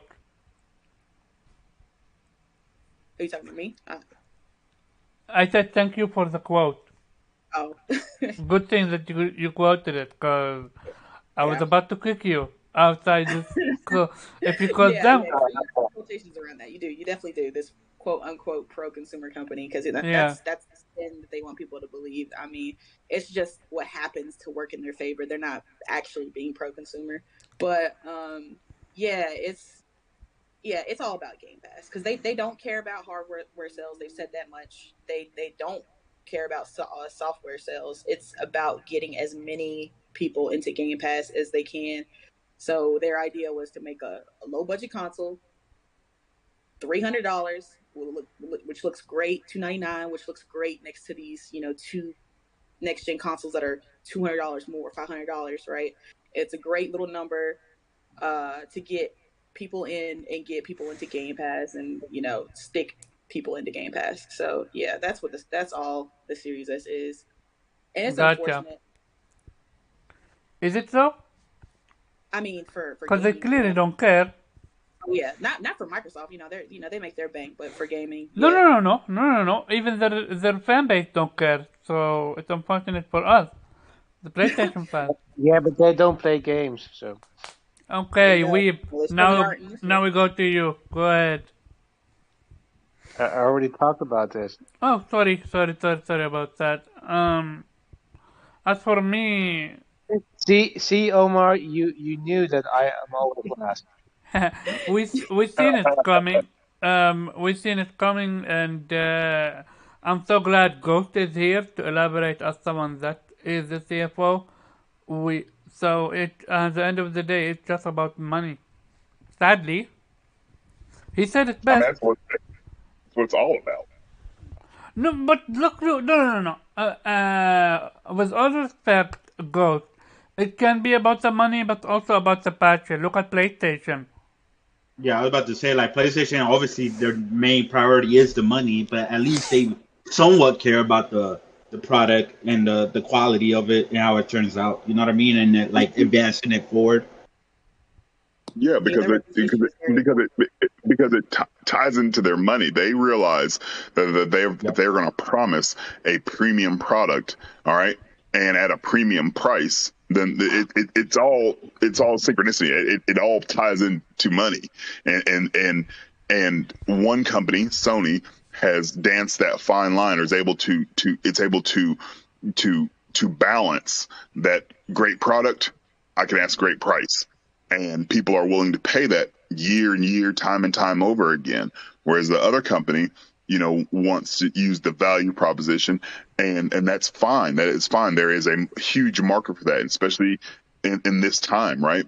But what the fanboys, or what the cultists don't realize is that you're buying the Dollar General brand, but you're thinking you're eating Frosted Flakes. You know what I'm saying? You're not. you're eating the Dollar General brand. You're eating the Good Value brand, not Frosted Flakes. The sugar Two different flakes. things. Exactly, sugar flakes. Sugar bombs, not sugar smacks. But and so and I'm not saying, and I agree with what we're saying, but it is about the money. And just from like I said, my understanding and the way I look at things is whatever I do I have to report then to my shareholders and to my chair. And if it does not literally, I guess if it makes dollars, doesn't make sense for me and for what I do. And so just putting myself, like every other CFO, we look at the bottom dollar. And so we offer services and they have to be top tier. So we ask top tier prices. That's the same thing Sony does. They have to be. And that's why this whole going on creating a Sony Game Pass would deteriorate, because they could not do that.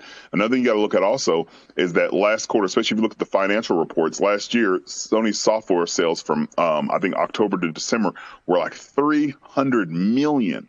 Okay, of their software sales, and in 46 million of that was from their first party games. You mean to tell me that if you had a Sony Game Pass or Sony, whatever the case you want to call it, that they would still sell 300 something million software sales? They just wouldn't. That would hurt their bottom line. So I get Sony's passion. I'm a fan of Sony. I buy all their products, but at the same token, I also realize that at the end of the day, all they want is my money, and I'll gladly give it to them as long as they keep providing me with awesome games that are worth whatever they do. Yeah, exactly. I had to say that. Yeah, I mean, but that's this thing. Like, they have continuously got my money because they have provided me what I want most, and that's good, solid quality games. Have they beat me a couple times? Cool, but you know what? I'm willing to give Sony the benefit of the doubt, because out of the 10 games, well, I buy more than 10 games, but out of 10 games, 8 of them are some doo-doo, or maybe 7 of them. But I'd still 70%. I'm cool with that. I mean, I'll take that to my board any day. Hey guys, return 70% of our money. They'll be like, cool, here's your commission. I mean, now if you start 30%, 3 out of 10, then that's a whole different story. I'll be looking for a job. Okay, shout out to Gaming with Persona coming through. What's up, Persona? I wanted to talk about different topic, but I just read this tweet and it's so showing, especially from the comment from your host, Chris Righteous, Chris Move. I'm gonna read it. So, shout out to the Red Dragon. He said, developers said PlayStation Plus partnership with Sony helped them pay for 1/3 of Fury's budget. In case you don't know what Fury is, Fury is a boss rush mode game with bullet hell, and I recommend you playing it. If you have been on PlayStation Plus for a long time, you should have it on PlayStation Plus. Otherwise, just buy it. It's a small indie game. Graphically, it's not that impressive, but it doesn't need to be. Gameplay is king. And with Fury, gameplay is king. So he says... they're making a PS5 version, though. Sorry? So it's going to improve the graphics. I said they're making a PS5 version. Oh, that's tough. That's nice. So it says Xbox Game Pass deal for Haven. Haven is another game from their studio, and it's one of the best indie game I've ever played. I love the story. I love the interaction between the lovers, two people, and I genuinely love this game, and I recommend it. And they said for Haven they only paid 1/4. And the game didn't sell at all outside of Game Pass. So that, and then the very first comment, and it's telling, from Kiss Boop. He said, play Haven and find out why. I did play Haven and I loved it. It's an indie game. But hey, Chris, you know Chris Move. Most of the time he's trolling, but he's genuine with this one. He just don't fuck with indies, and most Xbox fans just don't fuck with indies like that. And it's shown. Because, yeah, I'll leave it at that. I'm gonna go to you, Chris. What are your thoughts on this one? Is that the one where me and him were going back and forth? Sorry? Is that the one where me and him were going back and forth on Twitter about... I don't know if he went back and forth with them. It's just one tweet, but it's showing because they're now making DLC for Fury, and they're not including Xbox, and they're mad about it. You didn't buy the game. Yeah, Why are you mad that we're not giving you DLC? They pretty much said that there was low interest on Xbox. It didn't really sell. They say it only sold a third of what the Switch sold, right? Of this like Switch version. The Switch version came out after, like way after the Xbox version. I think. So yeah, I mean, but this is how like Xbox gamers are. They don't really they weren't really buying games before. They don't buy, and they're especially not buying games now, right? Because it's either Game Pass or they wait. It's either or. They're not. A lot of them are not buying this shit now, and so developers know that. And not every developer is gonna get a Game Pass deal. Not every developer is gonna get a bag from Microsoft. So for them, it's like it's not even worth it at that point, especially when their player base is now Microsoft has conditioned their player base to wait for Game Pass. You know what I mean? Either Game Pass or it isn't. And then developer just said that. I think it was the same developer that just said that. So it's just like, and then I mean, of course, Kiss Move is like he's a fanboy, so he's gonna make a big deal about when games are purposely skipping Xbox because the game is coming out with a physical version, and oh no. Okay, no, the one that me and him were going back and forth was for the Fist, right? Because Fist is coming out with a physical version for PlayStation and Switch, but it's skipping the Xbox. So he was like, yo, developers hate Xbox or whatever. And me and him, we were going back and forth. And I was like, yo, it's probably going to be the same situation as Fury, where there's like a lower interest for the Xbox version unless it's on Game Pass. You know what I mean? And so we were going back and forth with that, but yeah, like it's just like the whole JRPG situation as well, right? Like Xbox gamers are complaining for the lack of JRPGs on Xbox because they're always being skipped. But it's like when they do arrive, y'all motherfuckers don't buy them, and they have to come out to Game Pass, 6 months later, just for them to report some type of decent numbers on Xbox, like Scarlet Nexus. It sold 1 million, but then they said they had 2 million players thanks to Game Pass, right? That means 1 million motherfuckers didn't buy the game. They didn't want to buy the game. They waited for it to come to the Game Pass. That's 1 million people that could have bought the game and they would have made way more money. So, yeah, it is what it is. Gotcha. I mean, you also on Thrash's podcast last night, they were just joking and playing, but 6%, it's like 5.9% beat Trek to Yomi. Okay, and that game, they were on Twitter, screaming from the high heavens, "Oh, we got Trek to Yomi, Trek to Yomi," and 6% of you only beat it. Like Xbox's Ghost of Tsushima, they were calling it, which was hilarious. Yeah. How many on PlayStation do we know? Because I beat it. Look it up. Well, how many on PlayStation?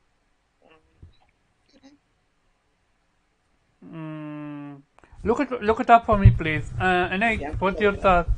Yeah, and that game just came out as well too. So yeah, and it's a short game, like 5-6 hours you beat it. Right, it's 5-6 hours. Yeah, it's not longer than 5-6 hours maximum. And I mean, sucks to sucks, nigga. Like, I mean, 15.8% for people who complete the game. How many? 15.8%. So double, if not double. Wow. No, triple. Yeah, like 5.9. It was 5.9. 6%, and this is more than double by a little bit. Jesus. That got to show you the difference. And mind you, it's free, quote unquote, free in Game Pass. Well, PlayStation fans need to pay for it. That alone says it all. Right? They don't care about actually playing these games. No, if they really cared about Game Pass, they would have played it. Hey, They didn't even. it's the Netflix of gaming, right? I mean, same way I use Netflix, I also don't watch anything on it. Right, you just kind of skim, maybe watch 1 or 2 episodes, and then you kind of just like, anyway. Exactly. Thank you for the what's called the answer, persona. And continue. Talk to talk. yeah, I mean, you don't buy shit, you don't get shit. I mean, exactly. that's the reality. Yeah, like I mean, they got to put it out there to make the money. So if you are not, you know, what I'm saying, purchasing said product, why would I bother to put it out there anymore? And again, this is such a funny topic because this comes back to one of the ones they like to bring up most frequently recently, which me and Chris always talk about, which is these motherfuckers complaining about not getting all the JRPGs, and it's like, bitch, because you don't play them. Oh It's yeah. like they keep asking for all this shit they don't play, and I'm like, look, just because 5 of y'all motherfuckers claim you want to play it doesn't mean you have enough people on your device that are manning up to play this shit. So no, I am not giving 5 of y'all, you know what I'm saying, going in full development for a damn Xbox, you know, just so a couple of y'all could be like, yeah, it's on Xbox like it should be, you know, and a couple people can clout chase and tweet about how, you know, amazing it is that it's there. No, nigga, this shit costs money. Are you paying for it? No, then you don't want it, so you not gonna get it. That's it. It's that simple. It's not rocket science. You know what I'm saying? Ain't nobody special out this motherfucker. If you're not investing in the product is not gonna invest in you. That's it. I already agree. Go. The level of entitlement is so just absolutely ridiculous. Like, you know, and I don't mean to keep, harping on the fanboy No, side of go things, but ahead. it's bonkers to me. Like the fact that, like, you know, you claim to be these gamers and you claim to love video games, but boy, you won't buy a damn game. You know what I'm saying? But No, no, and sit there no. and wait for Ghost, it's not even buying them. It's playing them. that was my next point. You won't even buy them, but you damn sure won't even play them. Like I guess I was listening to something earlier today, and the guy was just like, I guess I was commenting on one of Dark's videos, and he was his video was about oh shit, what was it about, man? It's the one of them old man moments. But he was just sitting there. Oh, he was on an Xbox podcast, and they were saying, "Why were you mad about the delay of these Bethesda games?" And I'm like, Doc, the whole thing that you have been clamoring about, and all you guys have clamored about, is that this day and date games. And when you are not getting day and date games, you know what I'm saying? I went on my whole spiel, and then someone in the comments was like, me. But here's the thing, like, I got Game Pass because of the great value. I said, what value are you getting if you don't have, you might as well get PS Now because you were getting the same service. You're not getting games. And sooner or later, indies and third parties are not going to want to come to you because you guys don't buy games. And so unless Microsoft throws the bag at you, then, that's the only way. Because here's what's going to happen very shortly, or if not soon. These developers are going to get hip. Especially if Microsoft keeps delaying their games. They're going to get hip to like, oh, shit, you ain't got nothing coming? Oh, you want my game on your service? Well, you know what? Pay me, and pay me big. The developers are going to start getting the upper hand and the leverage because now when they don't have nothing, then, I mean, that's smart business. That's what I would do. Yeah. That's Gotham Knights better ask for a huge You know bag. Gotham Knight's gonna be like, yeah, we're gonna need to run us that check real We're quick. gonna need 100 million for that shit to come to Game Pass, and Microsoft's I gonna am pay I'm it too. genuinely expecting them to drop 100 mil on Gotham Knight just to get it in Game Pass. they did it. They did it for Tomb Raider.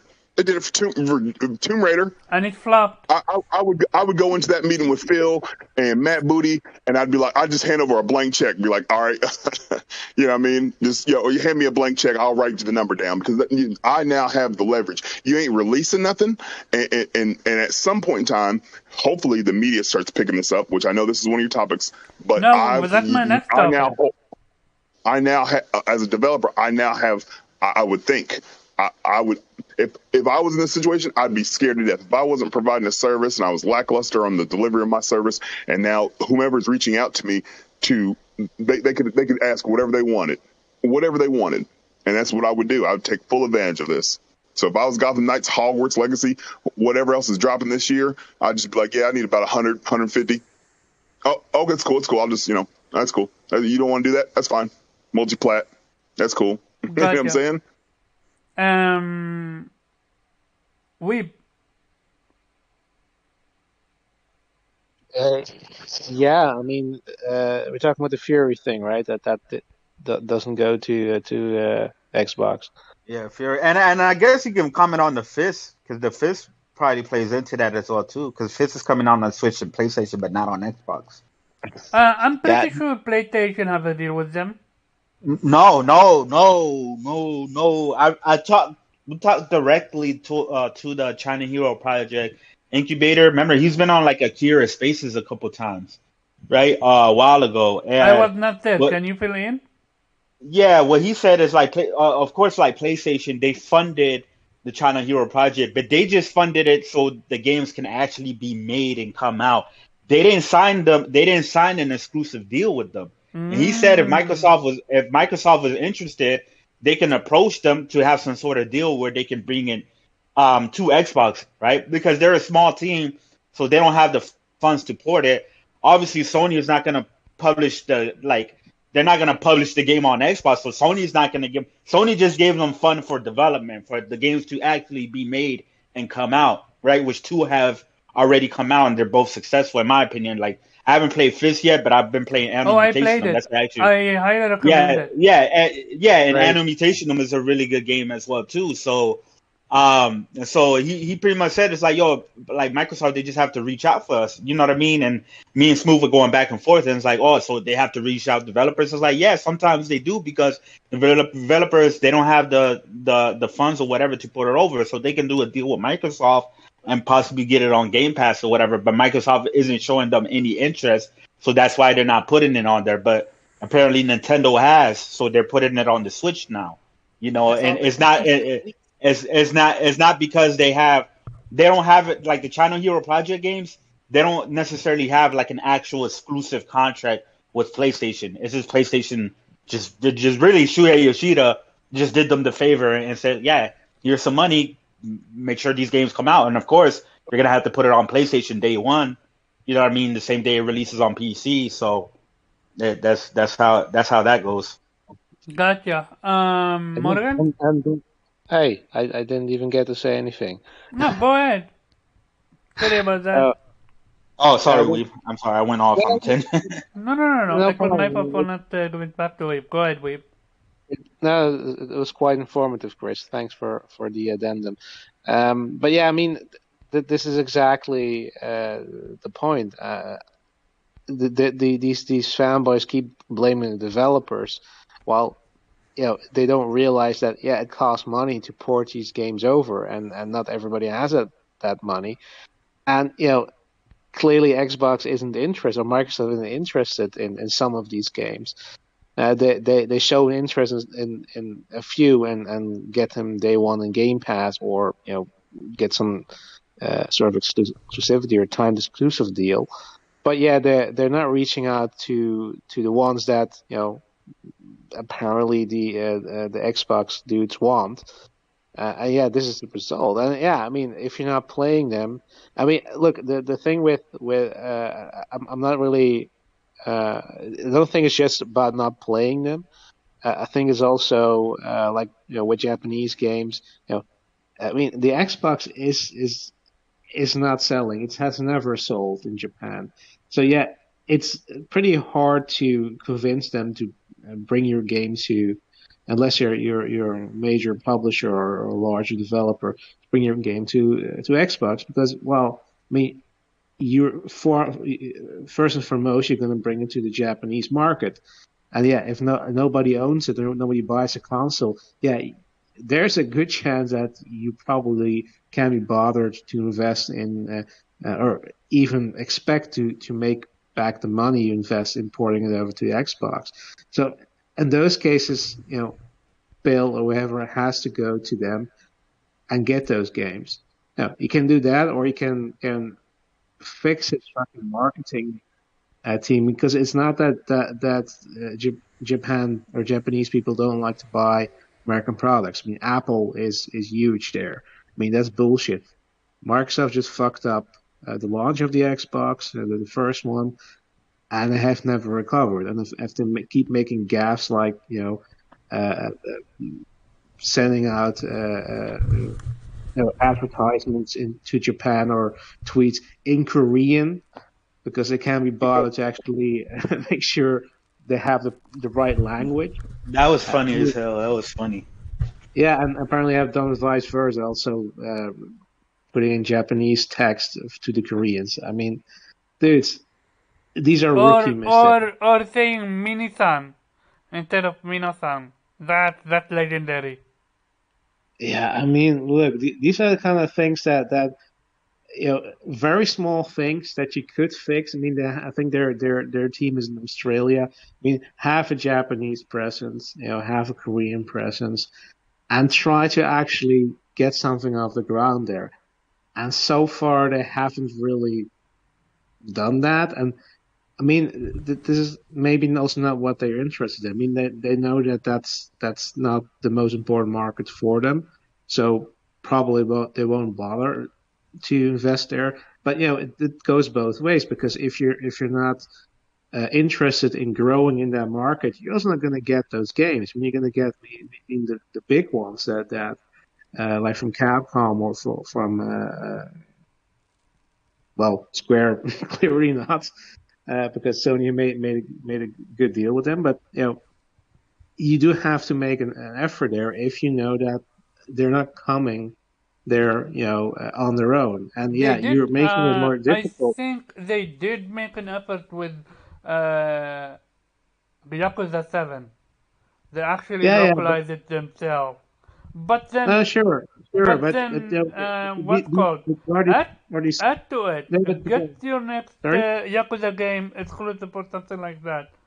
Be smart about it.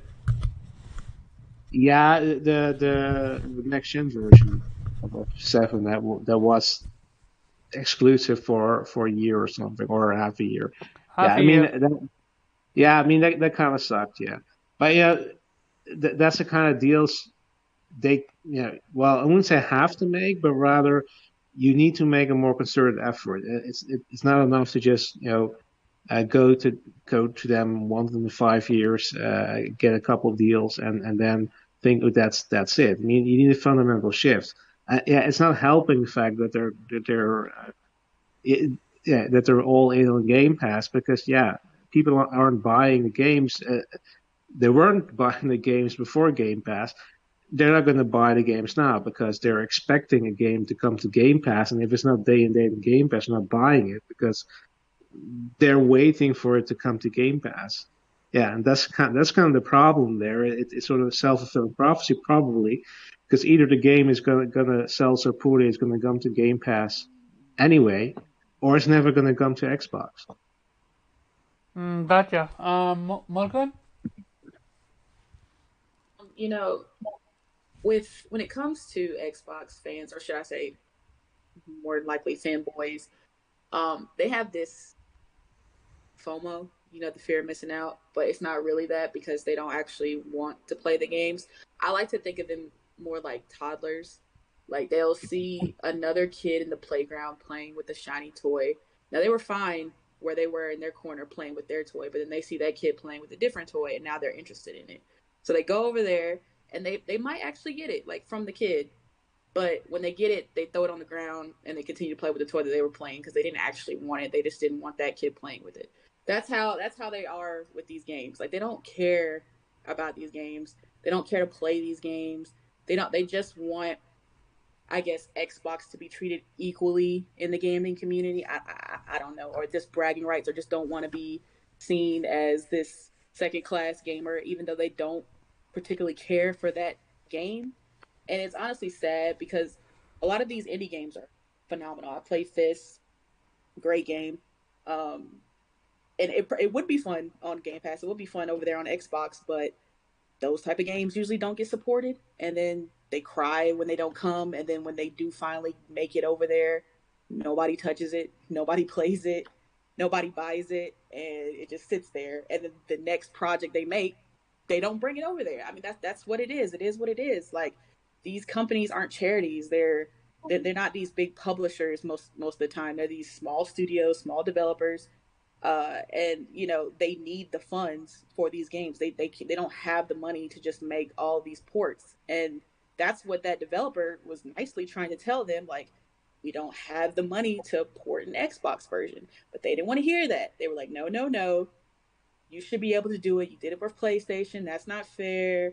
we get treated like this, yada yada yada. They cry, and I guarantee you, if they somehow made a deal with Microsoft or Xbox, or somehow got funding to make an Xbox port, they Xbox gamers wouldn't touch it. They would completely forgot that they were mad about that game in the first place. It'd be sitting there in Game Pass, and nobody would touch it. So I mean, Xbox gamers get exactly what they get because of that. And I don't understand, if you're a JRPG fan, why the hell do you only have an Xbox? That doesn't make any sense to me. Exactly. Like, Yeah. you know where the home of JRPGs are is Switch and PlayStation. Why the hell do you just have an Xbox? Like if I want to play RPGs, if I am a huge Bethesda fan, I'm gonna get a PC or an Xbox. That's what it is. Like, I'm not gonna sit here on PlayStation and cry and be like, why are they bringing it over here? It's not fair. I'm gonna get the console or the PC or the device or whatever that has the games I want to play. I don't understand this need for it to be on the one console that you want. Like, just get the console that it's on. It doesn't make sense. It's almost like, as if you're an adult. Just saying. Almost. Hey, you know what? Let's start a GoFundMe campaign for those 5 Xbox dudes to actually play JRPGs. Don't get those 5 Xbox people in game. We're gonna help y'all out. Get to the PlayStation. Jesus, like, y'all know where the JRPGs are. Why, like, you just sitting there on Xbox just with the bowl out, like, please, sir, can I have some more? Like, no, go get a PlayStation or a PC or a Switch. Like, right, and then when they do come to Xbox, support it on Xbox. Exactly, exactly. Support it, but they won't. They won't. Just Kiss Move crying, talk about he wants Xbox to buy Square Enix just because he's tired of Final Fantasy and stuff like that being exclusive. And this is the same dude that couldn't even beat the very first tutorial boss in. He don't even like Final Fantasy. I was like, what?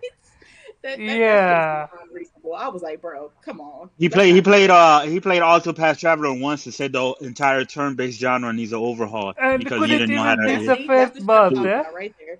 He didn't know how to equip anything. He didn't know no strategy. Like, so yeah, these dudes don't give a fuck. They don't give a fuck. They don't. Yeah. As for me, shout out, I can't stress this enough. Shout out to Persona and J Bari. I remember I was one of their show, and they were talking about how Xbox percentage for what's called Gears 5 DLC was around 6% or something like that, or 15%. I forgot the exact same percentage.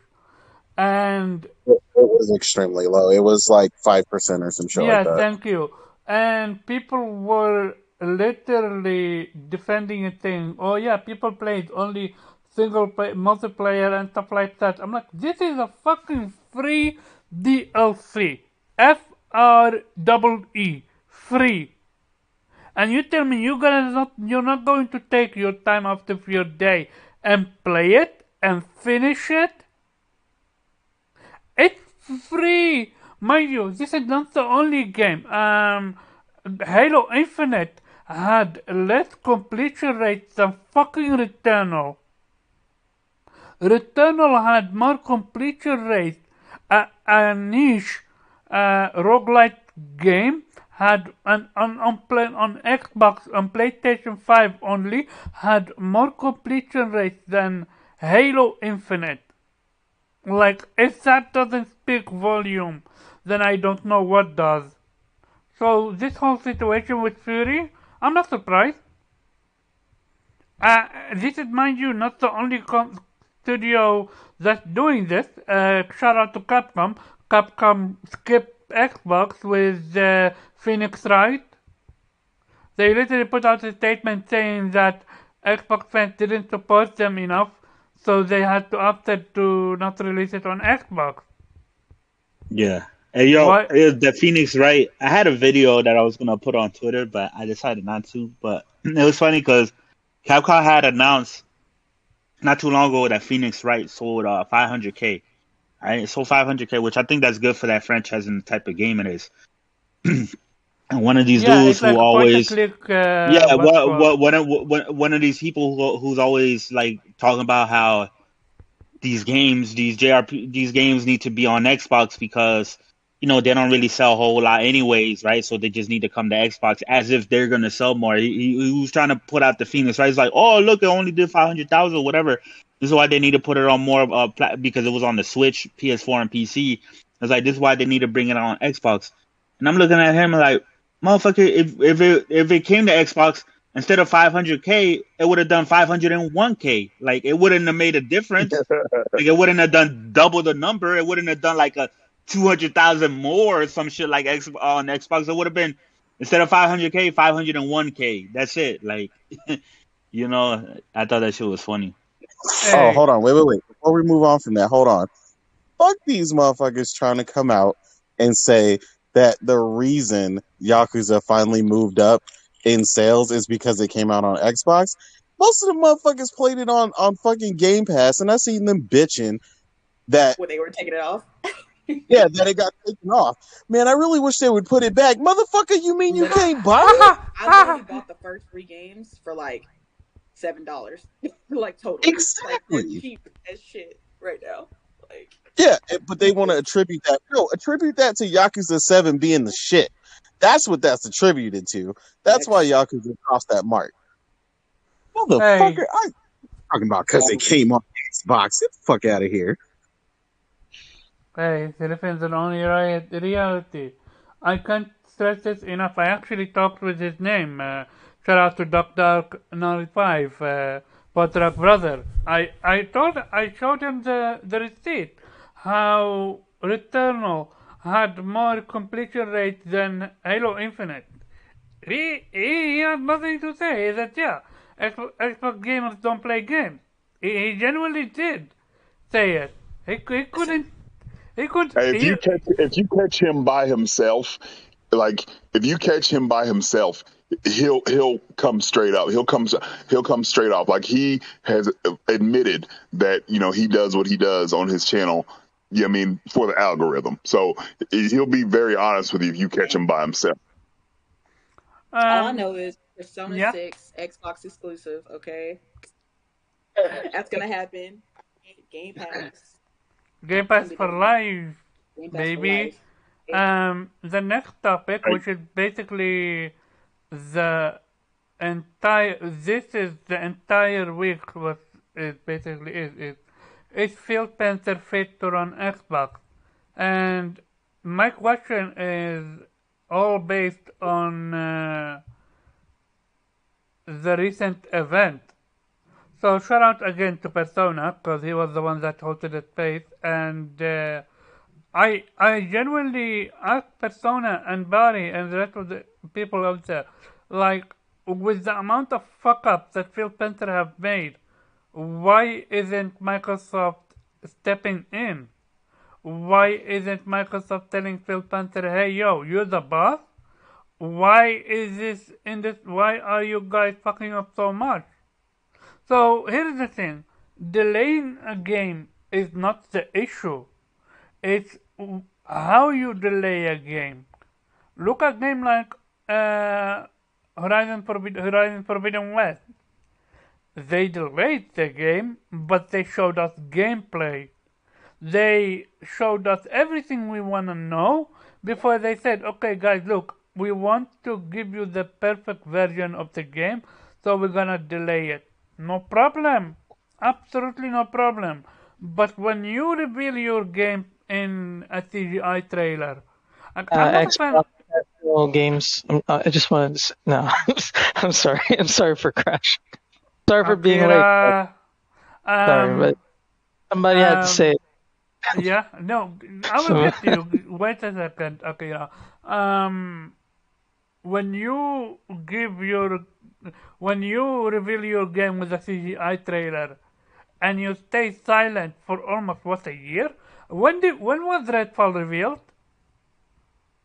The last summers. Yeah, something like that. Yeah, so almost like a year almost. And you have last June. Yeah.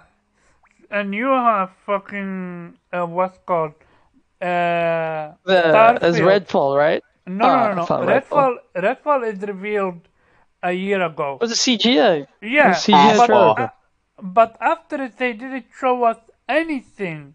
No gameplay, no anything. I'm pretty sure there was a leaked gameplay, but I don't count that. I want a No, it was 15 a minute. leak. It was a leak screenshot. Yeah, it Oh looked Yeah, like man, we're not I even need a talking about that shit.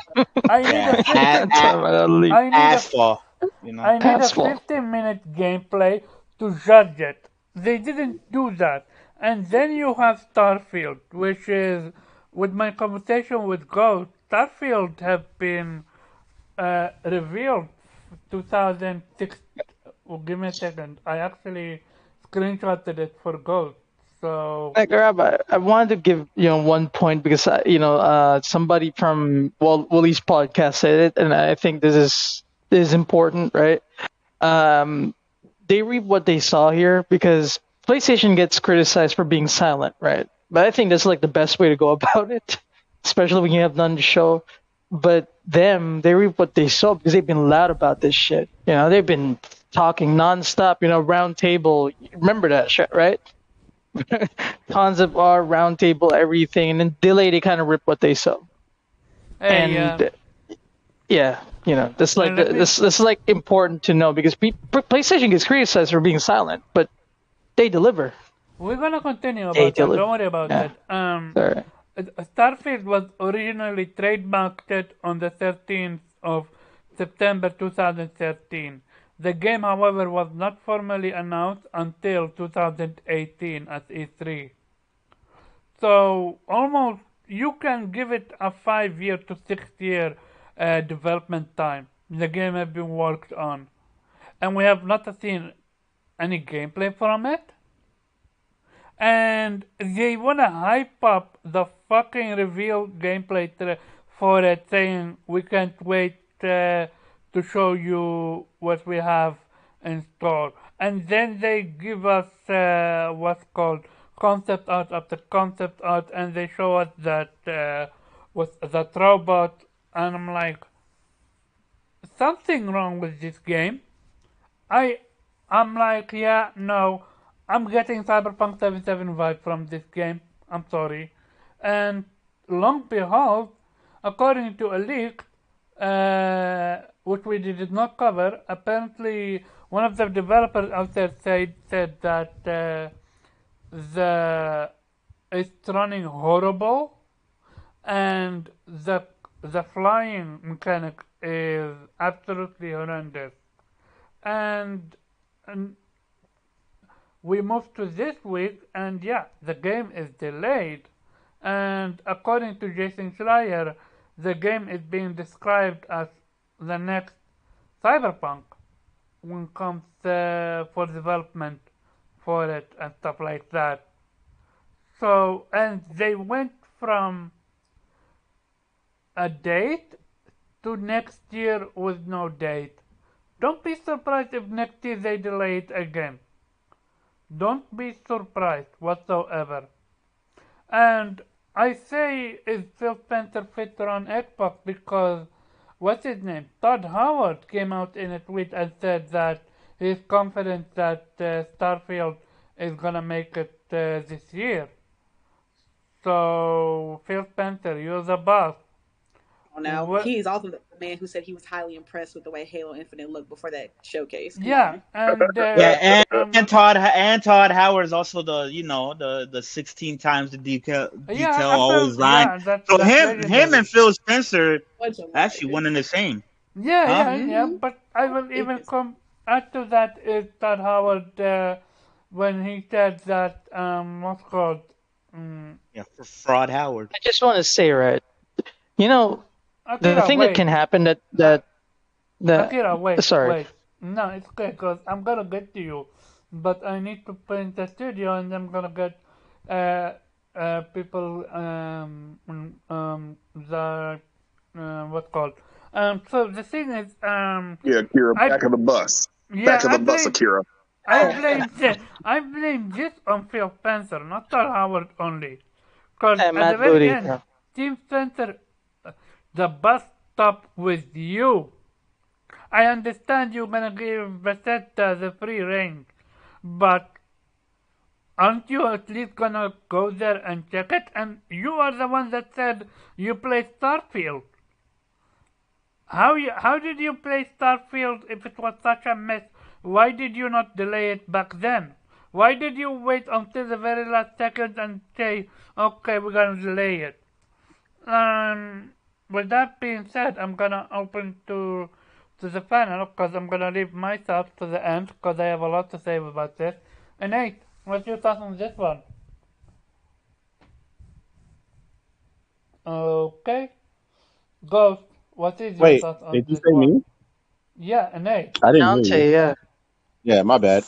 For some reason, like whenever you said my name, it like I like blanked out. I was like, Nate, what the And fuck? Nate, I can call you Anate or No, no. by the way, your Anante, your Oh real is man, it, don't name. start. I don't Don't mind. start.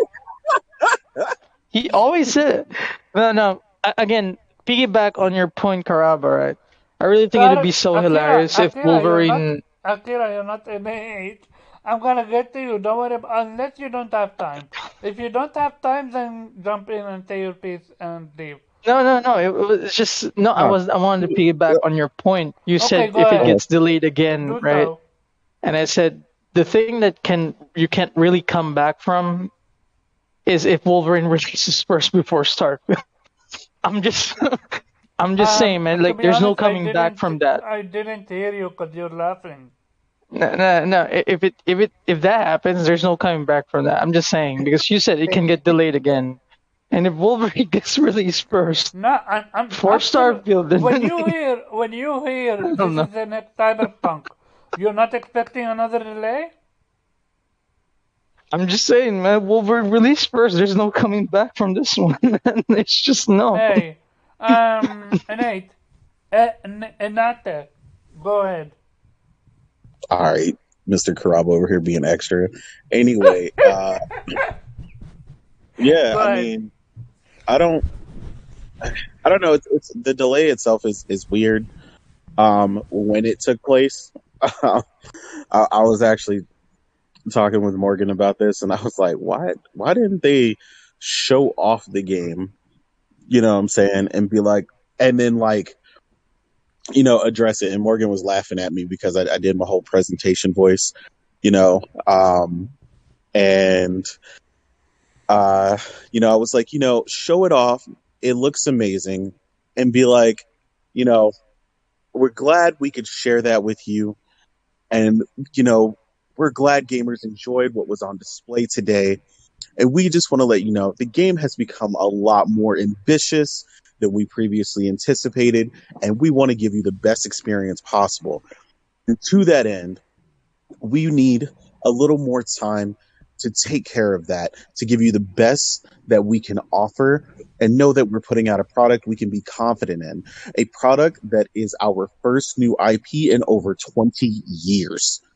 Ladies and gentlemen, you know what I'm saying? Like, I mean, I got it. You know what I'm saying? I I'm your swear, stage. Nante, there has to be some script, man. He Like, had it. this shit just sounds the same all the time, man. There's gotta be some fucking script. There has to be. But like, yeah, but that's what I'm saying. Like, I was like, I don't know why they just didn't do that. I mean, clearly something triggered though at that last event because it was ironic that they posted that he went and visited, and then the moment he saw that shit, they announced the delay the next day. So Damn. Bro, how do you delay Like two games in one it was day? 2-for-1 special. I'm telling you. the Yeah. 2-for-1, the 2-for-1 was a That's killer. I value. was That's like, value. that's Value. value 2-for-1.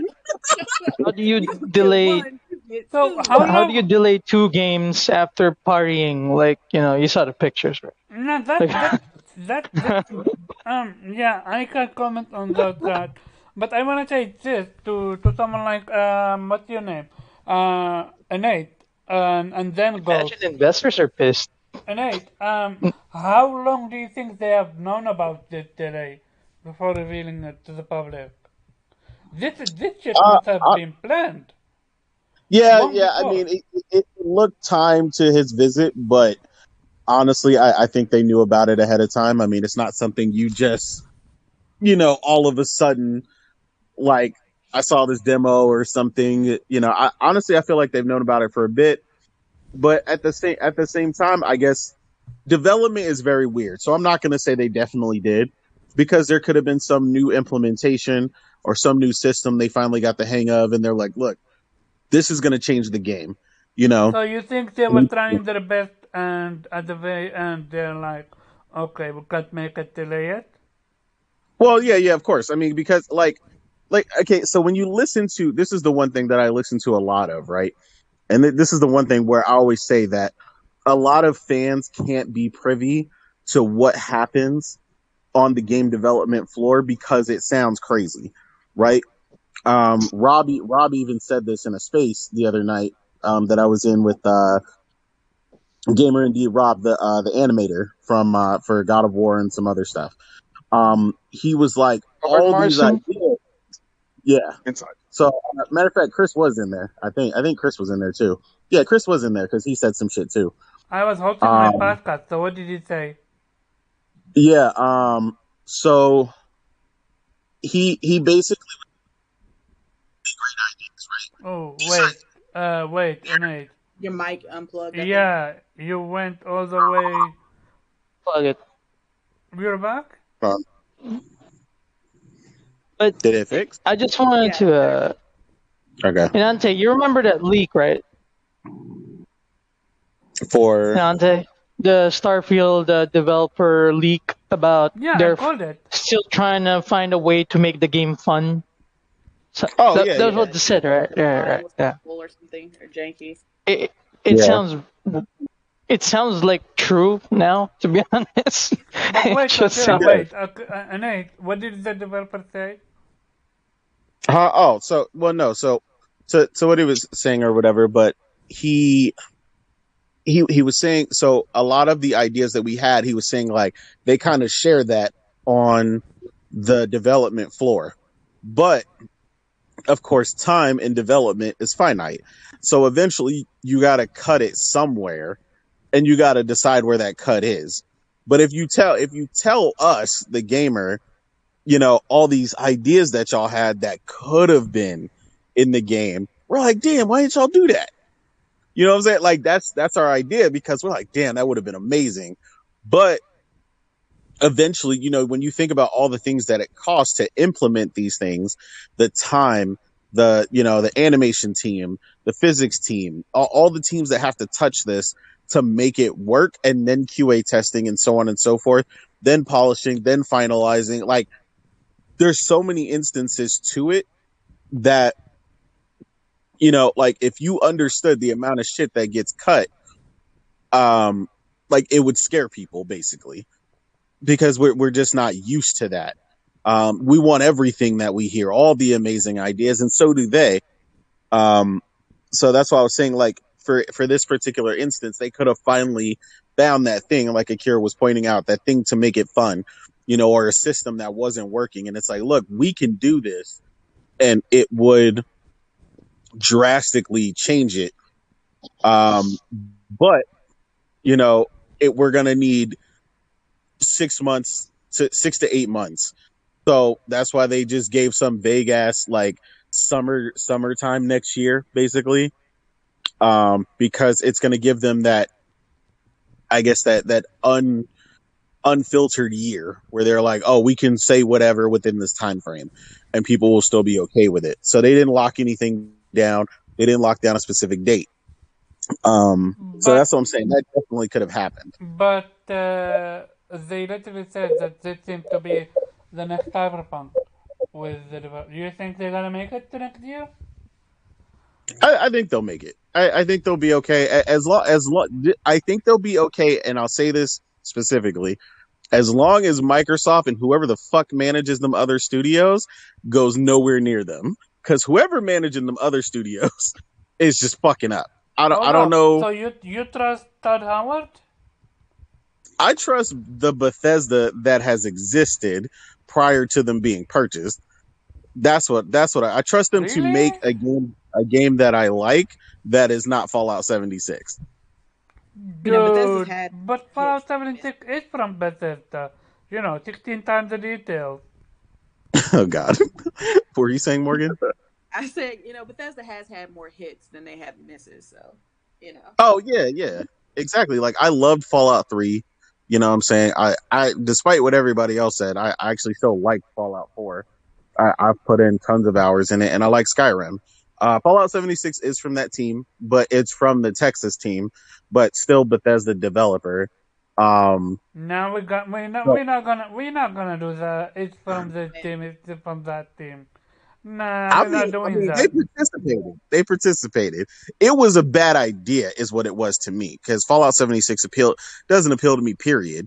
Now that they put all the NPCs and all that other shit and all the other shit they should have done from the beginning, even that doesn't appeal to me because that's not what I want in Fallout. What people have always asked for to begin with was Fallout, but hey, can my friend, join me? As in, can I get the Fallout experience with a friend, not some MMO type shit? Because that's what they basically tried to do.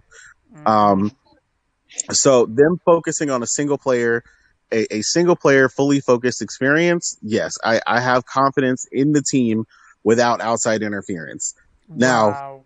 with interference, I don't know, because apparently Microsoft's money is irrelevant because they can't get shit out the door anyway, whether they got $1 trillion or not. Say so. So yeah, like I don't know what the problem is. I don't understand I if they do. just have I do know what the no one there. problem is. It's called 16 times the details. Yeah, you wild. You ain't gonna let that No, man live but that it's down. real talk. Todd Howard just don't know He how did to say run that. this. I don't think Todd Howard know how to run this. I would love to see who would was Todd Howard or Phil Spencer. I would say Well, Phil Spencer well, because one thing Microsoft needs to stop doing, and Bethesda is is ironically a good fit for them in this case. They need to stop over promising and under delivering. Like, Mhm. just tell me, just keep it base.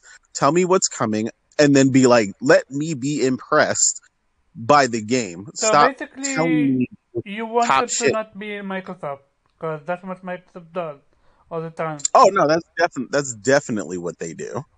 Um, yeah, I don't know, man. It's a mess potentially. I hope the delay. Honestly, like I said, I specifically, this was all the conversation I was having with Morgan, and she was teasing me because she knows I like Bethesda, and she was like, you was kind of sad, huh? I was like, I mean, yeah, you know, You got a I, few tears. yeah. I mean, you see the PC in the screenshot. You know what I'm saying? She was ready. I was ready to spark up the RTX 3080, turn on the ray tracing, what I'm saying, and jump into the stars, so I guess I'm not going to do that until next summer. Nope. Um, we Uh, yeah, I mean, I'm not a fan of Bethesda either. Um, the only thing I care about is Wolfenstein, which is not made by Bethesda but one of their subsidiaries. So yeah, if they were to announce that at their coming event, I mean that wouldn't pique my interest. But that I don't give a shit about Todd Howard and Phil Spencer or at so you least didn't give a shit about 15 times the detail. Gotcha. I will. no. By the way, Drives you crazy, bro. if people are irritated by me keep saying this, I will never let that go. People actually fell for it. 16 times the detail. How? Oh, just 16 times the detail. 16 times the 15 times glitches, the detail of Oh man. trash co. Yeah. Trash 16 co. times the bugs. Oh Hey, damn. Trash co. And all go, that. Ghost in a Shell. We One dollar store Wall E got delayed. Their robot companion. Akira What you stop. know about I was like, Akira stop. Ghost in a Shell. I was like, You're a Johnny CFO. Fife? You have always maintained you would hire Phil Spencer in an instant. Do you still feel the same thing? Yeah. Why would I feel any differently? Like, there's no pushback. There's no, there's no, no mass exodus. You know what I mean? So the fan base is perfectly fine. I mean, I've read some of the, I'm not on Twitter, but I've read a lot of the comments that are on, what I'm saying, Reddit or on YouTube, and they're perfectly fine. We'll get, because not looking at the total, picture, but they're just looking like, well, we want this game to be polished. And so no, I mean, Phil Spencer's going to keep his job because he's doing exactly what his fans want. They're okay with it. They are perfectly fine with us as PlayStation gamers and guys that game on a regular basis, whether it be PC or PlayStation or Switch or whatever the case may be. We're unaffected by it, but we're just calling out the hypocrisy. And until the media and their own fan base get on base, then he's secure in his position, guys. Like nothing is going to change. They will never like media. I'm gonna call them out right now. IGN focused more on what's their name, Jim Ryan. That's the delay. Kind of funny did the same. Like, in which reality do we live in where two games got delayed and Microsoft have no fucking third party studio all year is okay in this industry? It's like, how is Same shit, different day. PlayStation gonna be able to Yes. feel any shred of scareness to compete? Like, But, so go I'm ahead, glad you Ghost. said that. As Sony's not worried about Microsoft, man. That we're not competing with Microsoft because what Sony is doing and they have been doing for 20 plus years is providing games. When I hear this competition, it's no longer a competition. Like Xbox this has always been their Achilles heel. Has been able to provide first party, and when they didn't have any studios, or when they only had 4 or 5 studios, they couldn't put out games. Now they got 32 and can't put out games. Like, I mean, like at some point in time, it's going to take, like I said, a mass exodus from Xbox or from subscribership, or it's going to take their own fan base pushing back. And sadly, because they have indoctrinated and ingrained this Game Pass, like I said earlier, I was in the conversation and guys were like, well, I've got tons of games to play. And I'm like, dude, Jesus Louise, like you signed up for Game Pass for Tunic, Shredders, Trek to Yomi. Like that's what you signed up for. I mean, and they're fine with it. So nothing will change. We can harp on this to our eyeballs fall out, man, but they are perfectly fine with it. So kudos to Phil Spencer. Like I said, I got the application right here. If he wants to apply, I'll hire him. Hey, matter of fact, I ain't got to do no drug screen, background check. No, you're hired. Fuck it. I know. You know what I'm saying? You're in there because this man is a fucking genius. He just is. And he's indoctrinated however many people are on this platform or in the ecosystem to not buy games, to buy into services, to be okay with DRM, to not owning nothing. I mean, you own a box, but you don't own your physical games, you don't own your digital games, you don't own none of that, and they are fucking fine with it. Matter of fact, we ain't even got to make any games because you don't buy them and you don't play them anyways. And so they know their player base so damn well, and they are masters at marketing, and they have marketed brilliantly to their fan base. Only bad side of that is that you will not expand your player base. You're not drawing PlayStation guys over to Xbox. You're getting guys that. You're getting people with the hopes of games and the dreams of games. They marketed it perfect. Power your dreams. That's about all you're doing is dreaming about playing games. You know what I mean? And they did a phenomenal job, man. Like like I said, as a gamer, I'm not fucked up about it because you know what? After we get off here, I'm gonna go in there, play me some Elden Ring, a little bit of Trek to Yomi, play that old bullshit Elden Chronicles, some shit. But I got tons of stuff to play. You know what I mean? You had But to some say like it. this, You had yeah, to you know say what? it. But I'll go and buy Gotham Knights. I'll go buy whatever's not on Game Pass, whatever fits my fancy. But the simple fact is, these dudes don't buy their games, they don't play their games, and they are happy paying $15-10 a month to wait. And until that changes, until that mindset changes, then Phil will always have a job and win awards and win Publisher of the Year. I mean, like, come the fuck on, man. Like it's bonkers, and I have a hard time wrapping my around him just from where I stand. But the guy's a genius, man. He's a genius. Okay, Morgan. Yeah, to go off what Ghost is saying, something I told Nate last night. I was like, honestly, Phil should be a politician. Like he needs to like run for Senate or the presidency because he can just lie to people for straight years and they just like, oh, it's fine, it's great. He's a great person. He's a great man. He's done great things for this country. Even though he's promised to lower taxes and he hasn't done that yet, but it's great. He's a great person though.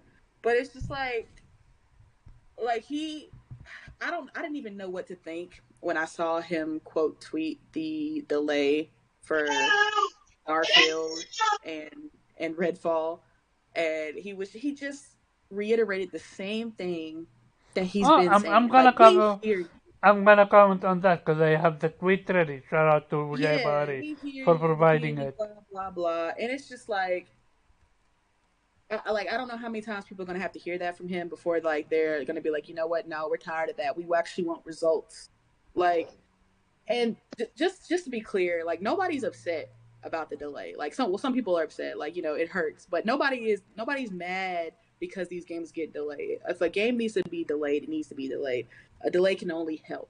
Okay, it's the fact that it culminates from a bunch of other problems that have been consistent with Xbox, which is the inconsistency. Like, how is it that the two games that you had that was it for the fan base, basically, the two big exclusives, are now moved? Now you have nothing. You have literally nothing for your fan base for the entire year. That makes no fucking sense. Like the management, like the priorities, like you could tell gaming is not a priority at Microsoft. Okay, because that doesn't make sense. How is it that you have nothing else in the pipeline right now? Like I'm sure they'll probably have Deathloop, but I mean, okay, like we've been there, done that. It's just like I can't. I don't understand what Xbox's consistent problem is. Like they just can't get it together. They can't time out these games. And I don't want to hear the excuse of COVID. Yes, COVID is real. Yes, COVID is affecting people's work and game development, but it's affected every fucking studio and every fucking publisher. But everybody else got their shit It together, doesn't and seem everybody to else affect has PlayStation. It seems games. PlayStation is doing fine. You know what I'm It seems saying? Nintendo is Nah, doing man. With fine. PlayStation has PlayStation, it's the games. media. Okay, It's just Only the PlayStation. media, bro. only Xbox Look, seems to be affected by COVID. It seems to me. listen.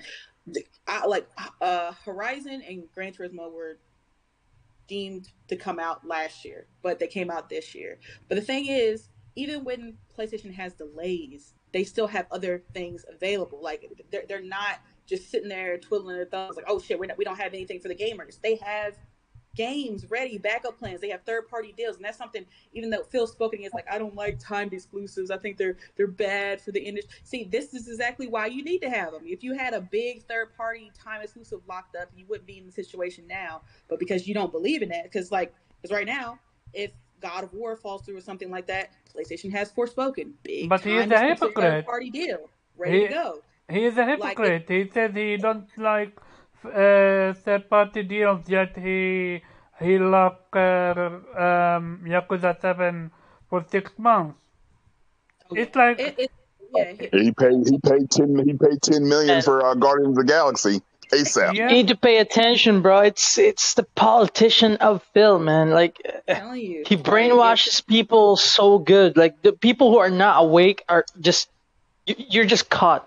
These people right now who are championing him are just caught in the spell, man. and I feel like It's just is.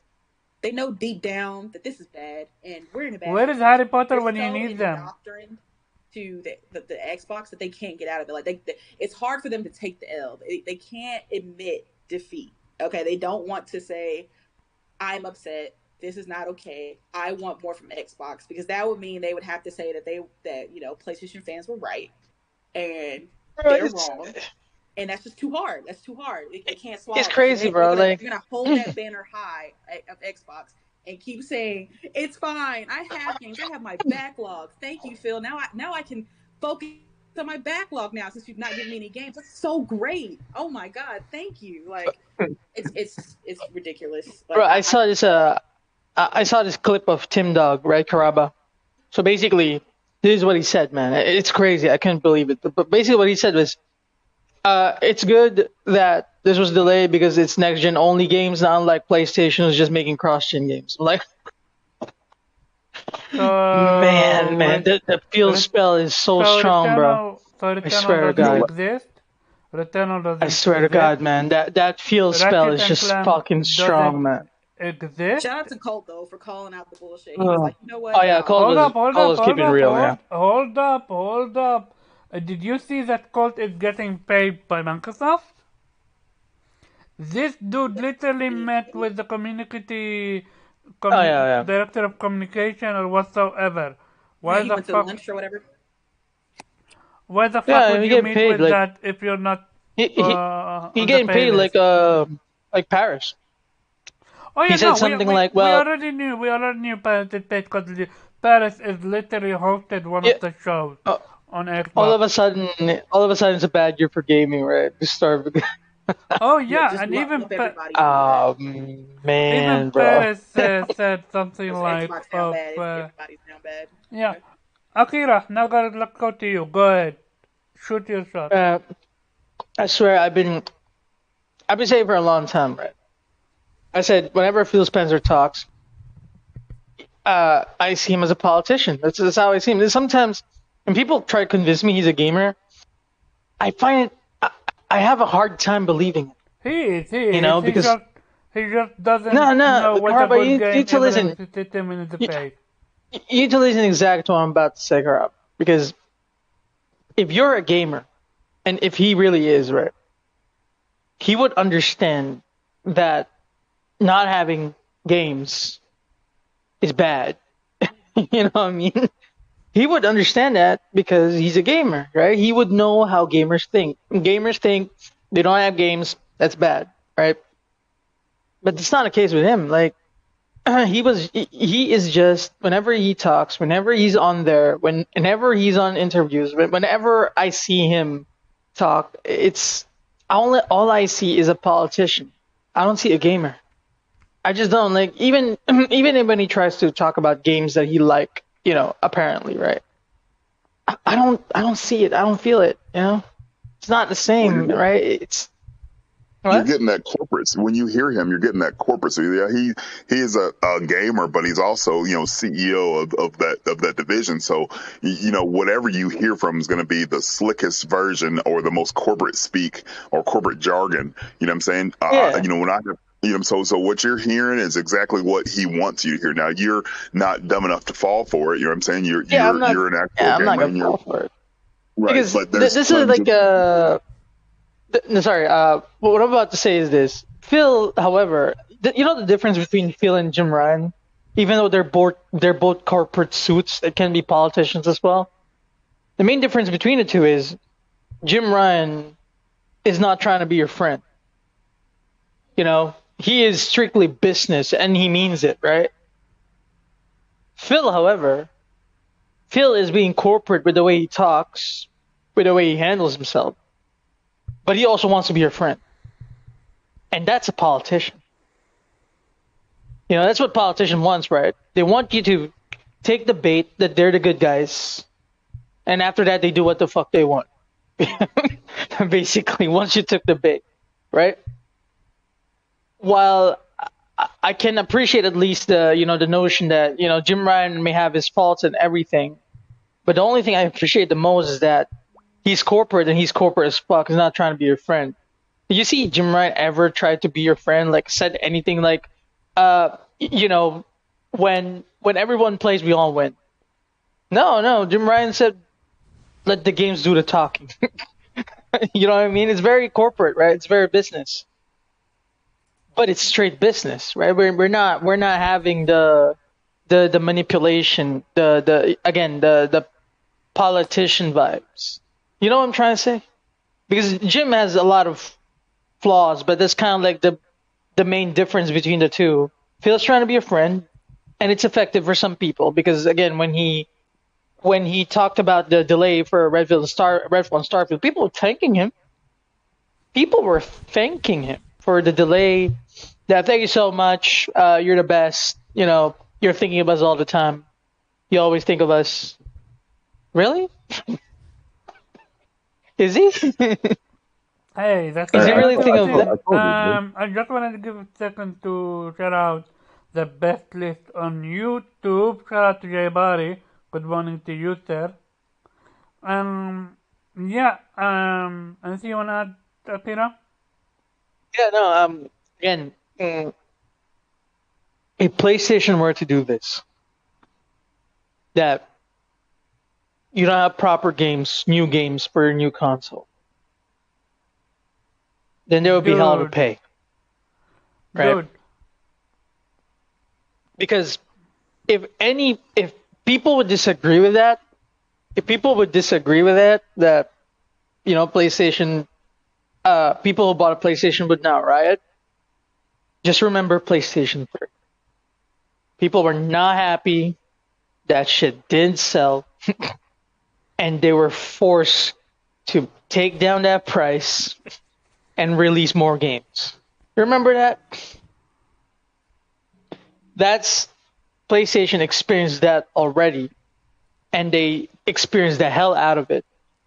Because they almost got nothing out of it when they tried it. Because they were so confident, as people call them. So if they would do that again, they know there'd be hell to pay. Because people will want their games. Even if there's PS4 and old games, people will always want new games for the new console that they bought. It's just a natural thing, right? not on Xbox front.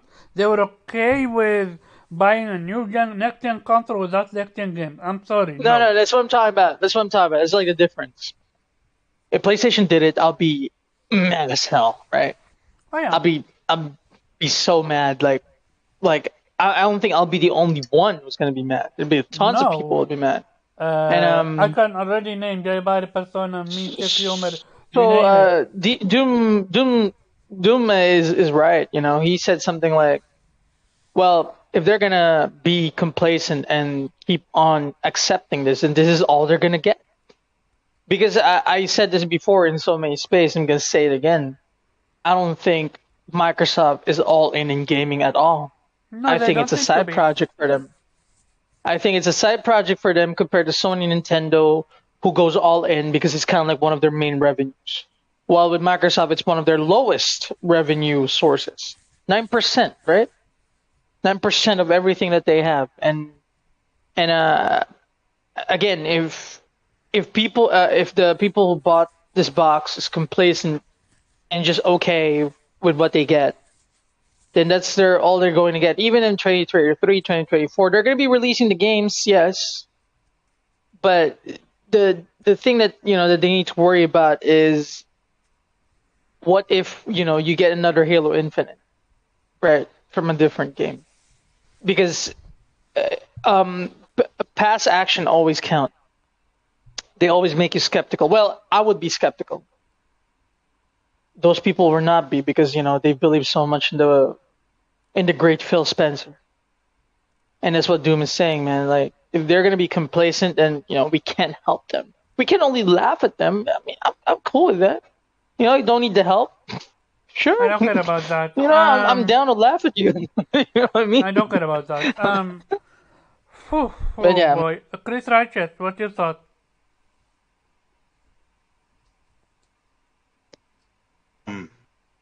Xbox has no games. No, that's literally true. No, in 2022. they genuinely don't have any games. It's not a meme. No, I know. No, I mean, this surprised me. I actually do want to play Tunic. I hope it comes to PlayStation soon or Switch. I know, but you ain't got to play it for the rest of the year, though. Nah, I got a PS5 and a Switch. I'm literally covered. PlayStation got a good amount of games. Switch got the most amount of games. Switch actually has the most first party games out of everybody. Switch has more first party games. Actually, really? Well, yeah, they have like 8 or 9 first party games that are out this year or coming out this year. Some already released. Did they release? Well, Pokemon Arceus, Kirby. They just released the Switch Sports. Then you got Mario Strikers coming up. Then Xenoblade Chronicles 3. Then Bayonetta 3. Then Splatoon 3. Then another Pokemon game. And then you had the Square Enix exclusives like Triangle Strategy. And then Live a Live remake. Like, come on, bro. Like that's Thank you it. for not Didn't, calling those first party titles. I had to correct somebody's ass on that the other day. I was like, Triangle Strategy and Live a Live are not first party. I was like, but it was just exclusive. Yeah, exactly. They got more exclusives than oh yeah, PlayStation they this year. exclusive though. Yeah. Yeah, Exclusives, yeah, not first yeah. party That now. Yeah, that's what I'm saying. And then this was with them having Breath of the Wild 2 delayed, which was going to be their biggest game, right? Just like Starfield is Microsoft's biggest game. Breath of the Wild 2 was the biggest game, but it got delayed. But look how many games that the Switch is coming out with, right? And on top of that, there's going to be, I guarantee there's going to be a Zelda port that comes out, like a Wind Waker HD or something like that in replacement, right? So Microsoft has the most studios out of everyone. There is absolutely no excuse or no reason to a point to where to they get to a point where there's an entire year without any first party studio. And it's crazy because they bought Bethesda, and Bethesda's like, even without Bethesda's like, what like they wouldn't even have nothing else this year. Like even without Bethesda, when you think about it, because that was the Bethesda was supposed to be the one that carries them and shit like that. And yeah, they're gonna get Deathloop this year, but it's like, who cares at this point? The shit already came out exclusive to PlayStation, right? Ghostwire. It's funny because Microsoft acquired Bethesda, but the only games that they produce have been both PlayStation exclusive, Ghostwire Tokyo and Deathloop. You know what I mean? So that's the funny part about it. And it's not the fact that Starfield. Of course, Starfield was gonna get delayed. Bethesda, they haven't really been on top of their game since Skyrim at all. Their last major biggest hit was Skyrim, and and people assume that Starfield is gonna have that same level of success when people need to realize that Skyrim blew up as the Elder Scrolls V, the fifth game. It already had Oblivion hyping it up before it. Already had Morrowind. It already had an established growing fan base before them. The same thing with Fallout. It blew up. It blew out with Fallout 3. It already had an established fan base before it. Starfield has a lot to prove, right? And then when we hear about the trouble development and stuff like that, I already know this game is not gonna be. It's not really gonna hit like people think it's gonna hit. I think it's gonna be a good game. I don't think it's gonna be this fucking mind blowing. Oh my god! Like this is like the second coming. This is gonna be like the one game to end all games and things like that. Like that, how people are hyping it up. No, it's gonna be a good game. It's gonna be a Bethesda RPG, so expect a lot of side quests. But because it's a Bethesda RPG, expect a lot of unpolished things for the game and expect a lot of slow and clunky gameplay because all of their gameplay are slow and clunky and just unsatisfying. At least in my opinion, the only good thing about those Gotcha. games is the amount of things that people can explore and how you build your character, right? The RPG side of things. So, and then the fact that they delayed Redfall 2 in the same day, it's like, what the hell, like, what you gonna do? Like, get Game Pass games and shit like that? Like, that's the only thing they're gonna try to do to make up for it. I mean, they could announce another Forza game to come out this holiday, but they usually don't do that. Microsoft usually doesn't do that whole, like, they announce it and it drops like 3 months later or whatever. So, I don't know. I don't really see that happening neither. I mean, we're gonna have to see what they do with the showcase, but they just said this even before the showcase, which kills the whole shit. Which, in my opinion, they should have showed like 15, 20 minutes of Starfield gameplay, and if it looks as good as what people think it's gonna look like, then you come out with the delayed news, because then it wouldn't be as bad, right? Then you'd be like, "Yo, y'all seen how amazing this shit looks? It's very ambitious. You just got to give us a little bit more time." Then we delay it, but that's not what they decide to do. So it's like, what the hell they're gonna show us, at the showcase. So Okay. yeah, Um. is this like this is the main reason why I don't have an Xbox. It's not because I'm brand loyalty to PlayStation or Nintendo. It's because I hate Microsoft. It's because they never give me reasons to buy the shits. They And then don't now have. it's like, yeah, they don't give me any fucking reasons. They don't, right? And the main reasons for me to buy your consoles is you have to have at least a few games that I really, really want to play, right? It can't be just one. Only console that can do that is Nintendo. Like they can come out with a Zelda game, and that's like the main reason why I'll buy a Nintendo console or whatever. But everybody else is like, you have to have a few games for me to buy them shits. And then Microsoft continues to prove that they can't just manage their studios and keep producing quality games at a faster rate than PlayStation and Nintendo, because they have more studios than them. So there's no They excuse why they have all these studios and they can't have nope. nothing, like nothing at all for this So year. It's ridiculous. so if you'll excuse me now, I'm going to read Phil Spencer apology when it comes to Starfield. Shout out to Jay Barry for providing this gem. So Starfield was a miss on our part, Spencer stated. According to him, Microsoft and Bethesda had absolutely planned for Starfield to drop with the console. However, in the long run, no, not with the console. However, in the long run, he believes the delay is for the best. I think the game will be better for the time what we're given. It Spencer thinks. Bethesda Studio will be able to produce a better Starfield game, and it will release at a time when fans will actually be able to get around. Okay, this indeed. I feel good, really good, the best I've ever felt about our roadmap. But yeah, it would have been really great to have Starfield. Okay, and another one is it's always disappointing to move a date.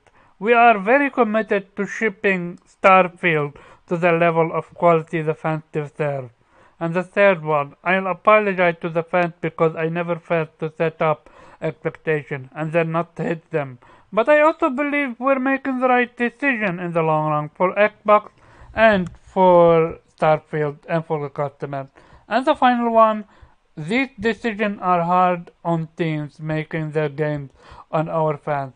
While I fully support giving teams time to release these great games when they are ready, we hear the feedback. Delivering quality and consistency is expected. We will continue to work to better meet those expectations. So up again, the first quote I quoted, it was never about Starfield, it was Halo. Second one, it was never about Starfield, it was Crackdown 3. The third one was actually Halo. So, copy paste. It doesn't seem that Phil Spencer even care at this point of time. I mean, if you cared, then why don't you fix your third party lineup? No, Why? he doesn't. Like, this is the man that literally said that it's okay to launch a next generation system without any first party games. Thank you, preach. And he They also don't give said, a fuck. and he also said canceling Scalebound was good for business. He said it's good for gamers. And this is another gem I love. I want Crackdown 3 to be on the level of Halo, Gears, and Forza. So Again, when since when? Akira, you said you're a gamer. He is a gamer. He just doesn't know when a good game, even if hit him in the face. Since when is canceling a game good for gamers? Dude, I'm just. This is exactly why I am. So Cyberpunk would have been good if they canceled it. So. This is exactly why I am wondering, right? If he's really a gamer or not. Because if you're a gamer, how could you even say that? You know what I mean? Well, Like, is there even... to be fair, if they would have canceled Anthem, that probably would have been good for gamers, canceling Anthem. The difference is, look, but I get what you're saying. Like, I don't think Scalebound cancellation was a good for gamers things. I think the gamers should have ultimately decide that for themselves, not Phil Spencer, because clearly he has shit taste in games. I almost bought fucking Xbox for that game, man. The Scalebound. I don't understand. I don't understand why he did not see the potential of Scalebound when it fucking surpassed a Final Fantasy game in Tokyo Game Show. I do not understand how tone deaf you have to be to not see that. Man, again, Tokyo Game Show normally always has a survey whenever the event ends. Whenever the event ends, there's always a survey at the end, and Scalebound had more hype than a Final Fantasy game. You don't normally get more hype compared to a Final Fantasy game. That's Final Fantasy. That's how much potential Scalebound had in Asia, and I don't know why he didn't see that. I'm still baffled why he didn't see that. To be honest, man. I was going to buy a PlayStation 4 just for Scalebound. I'm not joking. No, I mean, 360, sorry, 360. Just for sorry. Scalebound. Now Kamiya is literally begging him to get back into it. You know. Yeah, no response, right? No response. I'm just saying, man. If they were to get back on Scalebound, they're gonna get a lot of people again from Asia. It's I'm telling you, there's that potential again, especially if they're gonna do it right this time. Dude, But now, man, he's too tone deaf for this shit. if Microsoft was genuinely caring about Scalebound, they would have paid money, no matter how much money they have the money, just to create an amazing game, or Yeah, man, even, this is something. wait, or even move it to the next gen console, like. th- y- Sorry, this is something I fail to understand, right? Like, there's no logic at all. Like, people, a lot of people always boast that, yeah, well, Microsoft unlimited money, right? Unlimited money, a big wallet, unlimited money. Yeah, then why are they fund some fucking games then? If, like, what's the excuse here? Yeah, sure, they bought Activision, they bought Bethesda instead of just fucking funding games. You know what I mean? When was the time when they bought the studios that they have outside Bethesda and Activision, Ninja Theory and the others? That was 4 years ago, That three was in years ago. 2017. 2017 and 2018 is when they acquired they So had acquired about 5 studios in that we're in hitting 2017 5 years and 20. basically, right? Since they were Yeah, acquired. yeah, And then what the close fuck to were they 6 doing? years. Yeah, All they what the gave fuck were they after that doing? was Bleeding Edge, who bled out and died, and Grounded, which is still under the ground. So But that's what I meant, man. That nothing, right? Like 5 years of nothing. It's crazy, man. I don't understand how it's possible, man. Insomniac released more games than like over 6 studios of that they have, right? And it may be an unfair comparison, but still, I combined those studios. There's still a lot of people for each studio, and there's again, I don't think it's the developer's fault because I never see developers as incompetent. However, I think management is incompetent because there's got to be a reason, man. Like there's got to be some kind of explanation. Like the only shield that Phil has right now for investors, I may imagine, is Game Pass, right? We just keep on going and we're going to reach the subscribers we need on this 20-year, 30-year plan that we created that is Game Pass. That's it, right? That's the shield. That's their shield. That's the shield for the consumers. That's the shield. It's Game Pass because Game Pass changed the industry, and I don't know in what way, but that's what they say, right? So again, man, if Nintendo and Sony understands that if they don't release games, they're gonna be in trouble, right? Even Nintendo is having a not really problem, but they're having some. They said they're having some difficulties in the transition to a new console no, no, after the no, Switch. that was mistranslated. That was a I was complete mistranslated. mistranslation. Yeah, they said that they were saying how they had concerns. Not, No, no, no, no. that's I that's mean, not what exactly they what they said. said basically, with Nintendo, right? The only thing that I can think about when it comes to Nintendo is I don't think they're concerned. I think that Nintendo is, people know Nintendo by now, right? They do profit by when it comes to hardware. They have this minimum investment, maximum profit kind of thing going for the Switch, for example, right?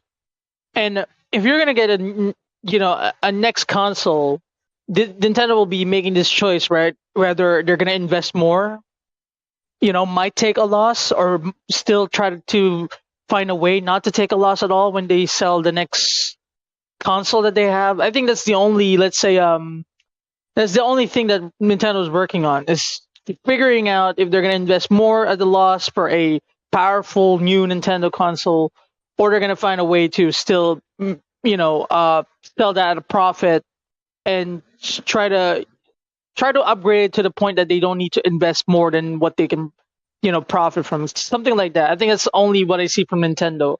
'Cause Nintendo normally doesn't have a problem. Games they got that covered.